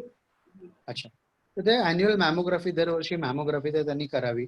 आणि सिम्पल व्हिडिओ आहे युट्यूबवर, त्याची मी लिंक शेअर केलेली आहे किरण सोबत. ते व्हिडिओ बघून ब्रेस्ट एक्झामिनेशन 15 दिवसातनं किंवा महिन्यातनं एकदा करू शकतात. These are the simple things that you can do. आणि it is better that she undergoes a genetic testing and see some expert. तुमच्या पुण्यातल्या अटॅचमेंट्स तर आम्हाला कळाल्या, पण तुमची कोणती प्रायव्हेट OPD किंवा नर्सिंग होम आहे का, आणि तुम्ही शेअर करू शकता का? हो हो, माझं क्लिनिक आहे NIBM रोडवर, NIBM इन्स्टिट्यूटच्या समोर, हेल्थ हेवन्स क्लिनिक म्हणून माझ्या क्लिनिकचं नाव आहे. आणि I am available at my clinic every day in the evening आणि sometimes with appointments in the morning also. तर हे health havens clinic NIBM post ऑफिसच्या समोर एन्क्लेव्ह कॉम्प्लेक्स आहे. तर आता आलेला प्रश्न पण खूप महत्वाचा आहे, डॉक्टर लीना. हा, can we prevent cancer in next generation if we have cancer history? तर जसं सरांनी सांगितलं की आपण जेनेटिक टेस्टिंग करू शकतो. So will you please elaborate on this? Prevent करू शकतो का तुम्ही? प्रिव्हेंट करण्यासाठी काय करू शकतो? म्हणजे आम्ही जेव्हा जे लेक्चरच्या सुरुवातीलाच एक एक्झाम्पल दिलं अँजेलिना जोलीचं, so that is an extreme example. She underwent bilateral mastectomy, म्हणजे दोन्ही ब्रेस्ट तिने काढून टाकले आणि दोन्ही ओव्हरीज काढून टाकले, कारण तिच्यामध्ये जेनेटिक म्युटेशनमुळे तिला दोन्हीचे कॅन्सर होण्याची शक्यता अतिशय जास्त होती. पण आपण साधारण कुठल्या याच्यामध्ये किती शक्यता आहे कुठल्या प्रकारच्या कॅन्सरची, याचं आपल्याला ढोबळमानाने कळू शकतं. काही काही कॅन्सर असतात ते होण्याच्या पूर्वी ऑपरेशन करू शकतो आपण, म्हणजे त्या ऑर्गनमध्ये, टार्गेट ऑर्गनमध्ये कॅन्सर डेव्हलप होत नाही. पण ह्या गोष्टी खूप कमी प्रमाणात ऍडवाइस केल्या जातात. युजली आपण स्क्रीनिंग जास्त अवॉइड करतो, ऍडवाइस करतो, स्क्रीनिंग जास्ती फ्रिक्वेंटली ऍडवाइस करतो, म्हणजे अर्ली डिटेक्शन झालं तर आपण कॅन्सर पुढे वाढायच्या आधीच त्याचं इलाज करू शकतो. काही काही कॅन्सर्स मध्ये प्रिव्हेंटिव्ह सर्जरी, म्हणजे कॅन्सर होण्याच्या आधी ऑपरेशन रिकमेंडेड केलं जाऊ शकतं. दुसरी गोष्ट, जर समजा दोन रिलेटिव्ह, म्हणजे दोघांचं जर लग्न होणार असेल, दोघांच्या फॅमिलीमध्ये जर काही हिस्ट्री असेल, तर आपण दोघांचं जेनेटिक टेस्टिंग करू शकतो की ऑफस्प्रिंग मध्ये एखाद्या पद्धतीचा कॅन्सर होण्याची शक्यता किती आहे, आणि then we can decide whether the person they should be getting married or they shouldn't be getting married. So this kind of genetic counseling is nowadays available in order to prevent cancer in future progeny, in particularly arranged marriages amongst very related people. अशा गोष्टी करतात. Besides that, हे अनुवंशिक कॅन्सरच्या बद्दल झालं, पण बाकीचे जे एवढे कॉजेस आहेत की कुठल्याही कॅन्सरचं अनुवंशिकता आहे प्रमाण 10%, 15%, 20%, पण बाकीचे 80% गोष्टी आहेत. तुम्ही हेल्दी लाईफस्टाईल ठेवा, तुम्ही जंक फूड खाऊ नका, फार जास्ती प्रोसेस्ड फूड खाऊ नका, फार जास्ती कुठल्याही हॉर्मोनल पिल्स किंवा ह्याच्या गोष्टी घेऊ नका, वॅक्सिनेशन घ्या. ह्या गोष्टी आपण कॅन्सर प्रिव्हेन्शन साठी यूज करू शकतो. So basically genetic factors are beyond our control. So what we can do about them is early detection, and then we can think about prevention. Whereas the major group of causes is related to lifestyle. So मला असं वाटतं की सरांनी पण जसं mention केलं की taking more and more processed food colors which are being used a lot. So that is also one of the major avoidable cause in the cancers. Ashish, doctor Keshavlal गुजरातने हँड रेज केले. शोभाताई आणि शोभाताई, हा बोला. आमच्या डॉक्टर बोलू का? येतोय हो आवाज? बोला हो येतोय बोला. मी गोरेगावचीच आहे, एनजी मेहतांची मुलगी. हो. माझ्या सासूबाईंना होता, ब्लड कॅन्सरच होता. माझ्या हो. दिरांनाही ब्लड कॅन्सरच होता. माझ्या मावस सासूबाईंनाही ब्लड कॅन्सर होता. पुढच्या पिढीसाठी काळजी वाटते, मुली पण आणि मुलं पण. तर काय करता येईल? आणि दुसरी एक शंका मला विचारायची होती की स्टेम सेल्स म्हणून हल्ली ते खूप आहे, जे साठ ठेवायच्या त्यांच्या पुढच्या पिढीच्या, तर त्याचा काही उपयोग होऊ शकतो का? स्टेम सेल्स बद्दल स्टेम सेल्सचा उपयोग झालेला एकही सायंटिफिक स्टडी अवेलेबल नाहीये. बऱ्याच कुठल्या त्याच्यामध्ये लॉजिकली मी काम व्हायला हवं, पण कुठंही स्टेम सेल्सचा उपयोग होऊन काम होताना नाहीये. Stem cells treatment is not काही औषध. इनफॅक्ट बऱ्याच ठिकाणी स्टेम सेल्स भरपूर घेऊन इलाज केला आणि ज्याच्यामध्ये पेशंटला बेनिफिट काही विषय झाले नाही. ही गोष्ट खूप फ्रिक्वेंटली बघायला मिळाली. बऱ्याच ठिकाणी स्टेम सेल्सची ट्रीटमेंट करणारे डॉक्टर्सना काही बऱ्याच इन्स्टिट्यूट्स मधून ब्लॅकलिस्ट करण्यात आलेले. त्यामुळे स्टेम सेल्स या ट्रीटमेंटमध्ये कुठं बेनिफिट असल्याचं आतापर्यंत तरी regarding blood cancers not right person. there is a person who's called as hemato-oncologist किंवा hematologist. Those who are more qualified to do that. आणि ब्लड कॅन्सरच्या ट्रीटमेंट पण आजकाल खूप ऍडव्हान्स झालेले आहेत, right from bone marrow transplant to many other. त्यामुळे आमच्याकडे ती झाली पण सक्सेस नाही झाली. बीएमटी झाली का? हा, म्हणजे माझ्या नवऱ्यानेच दिरांना दिलं होतं. फुल 100% मॅच होतं, पण त्यांच्या बॉडीने एक्सेप्टच नाही केलं, म्हणजे 6 महिने पण नाही गेले. म्हणजे एकाच माणसाचे दोन्ही रिपोर्ट आहेत की काय इतकं परफेक्ट मॅच होतं, पण नाहीच होऊ शकलं. म्हणजे दुर्दैव. दिस इज व्हेरी अनफॉर्च्युनेट.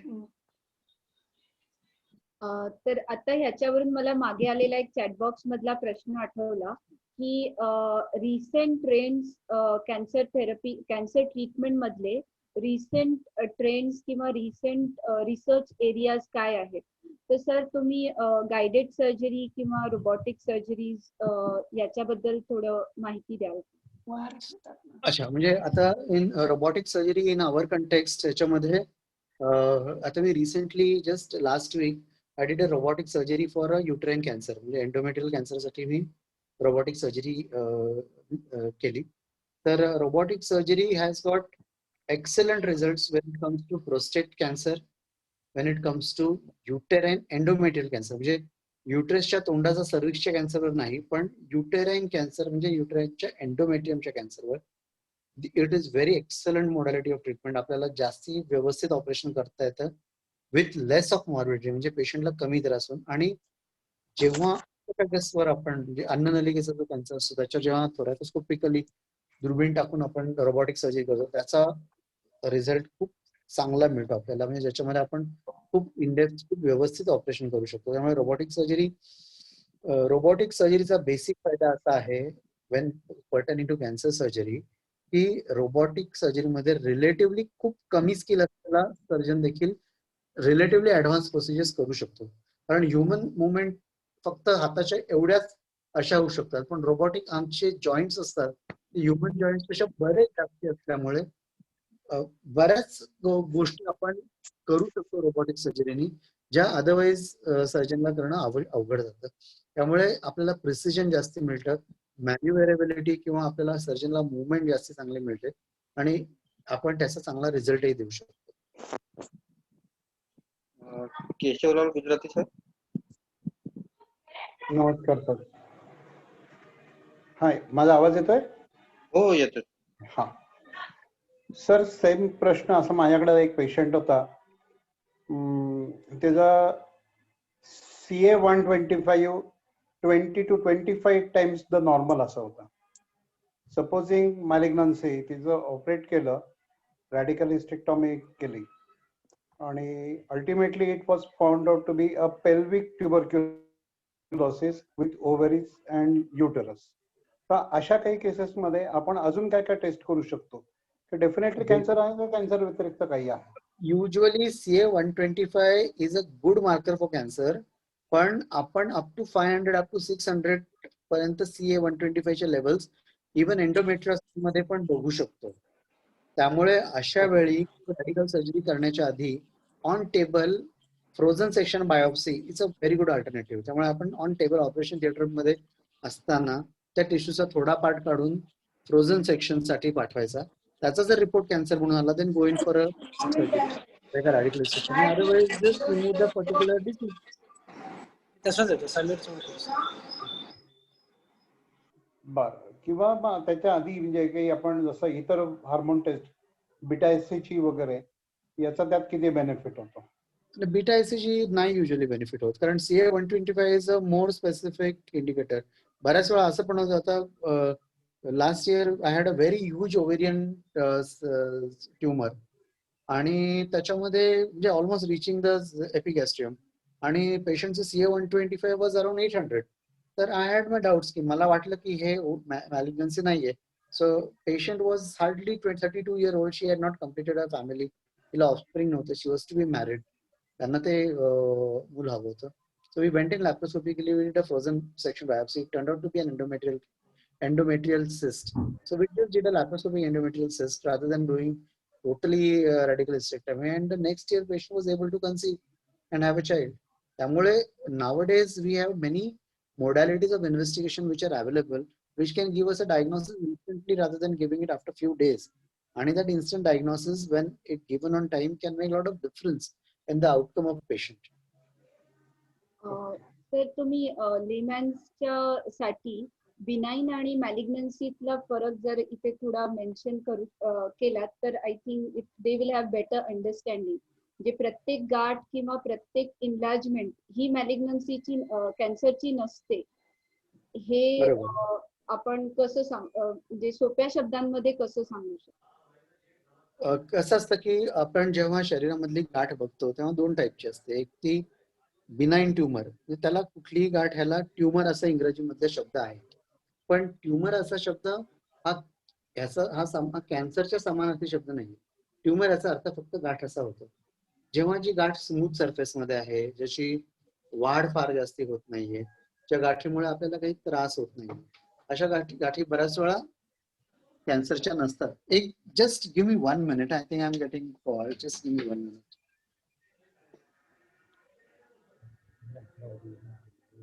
जसं गुजराती सरांनी मेन्शन केलं तर तिथे त्यांनी जसं सांगितलं की मिसडायग्नोसिस झालं एका पेशंटच्या बाबतीत, तर हे बऱ्यापैकी कॉमन आहे असं मला वाटतं. म्हणजे even Aishwarya Rai Bachchan, she was misdiagnosed for uterine cancer and which was actually TB uterus. Yes sir is back now. Yes. तर स्मूथ ज्या गाठी असतील, त्याच्यामध्ये काही सिम्पटम नसतील, ज्या लोकलाइज असतील, त्या बऱ्याच वेळा कॅन्सरच्या गाठी नसतात. बऱ्याच वेळा पेनफुल गाठी इन्फेक्शनमुळे असतात. कॅन्सरची गाठ कधीही सुरुवातीला पेनफुल नसते. पर्टिक्युलरली ब्रेस्टमध्ये बऱ्याच वेळा पेनफुल लिजन्स असतात, त्या कॅन्सर नसतात. पण पेनफुल असणं ही गोष्ट मेनी टाइम्स गोज अगेन्स्ट अ कॅन्सर ऍक्च्युअली. पण मॅडम तुम्हाला अजून काय लक्षात आलं तर सांगा, बिकॉज आय एम हायपोग्लायसेमिक. तुम्हाला काय लक्षात आलं तर please enlighten. I have no objection. नाही, आपण खरंच आता थांबूयात. तुम्ही आम्हाला खूप वेळ दिलाय. 11:15 झाले. एक लास्ट फक्त रमेश गुजरांकडे केलंय, डॉक्टर रमेश. एक शेवटचा प्रश्न आणि आपण बस करू डॉक्टर. हॅलो. हा बोला. हॅलो. हा बोला ना. हा, माझा प्रश्न काही नाहीये, फक्त आपण हायपोग्लायसेमिक होताय तर आपण मध्ये काहीतरी घ्या आणि मग बोला. Thank you so much. Thank you very much. कारण हे सेशन खूप चालू राहील, लोकांना खूप शंका आहे. But you have to take something. No. Thank you. Thank you. Good suggestion. Good session.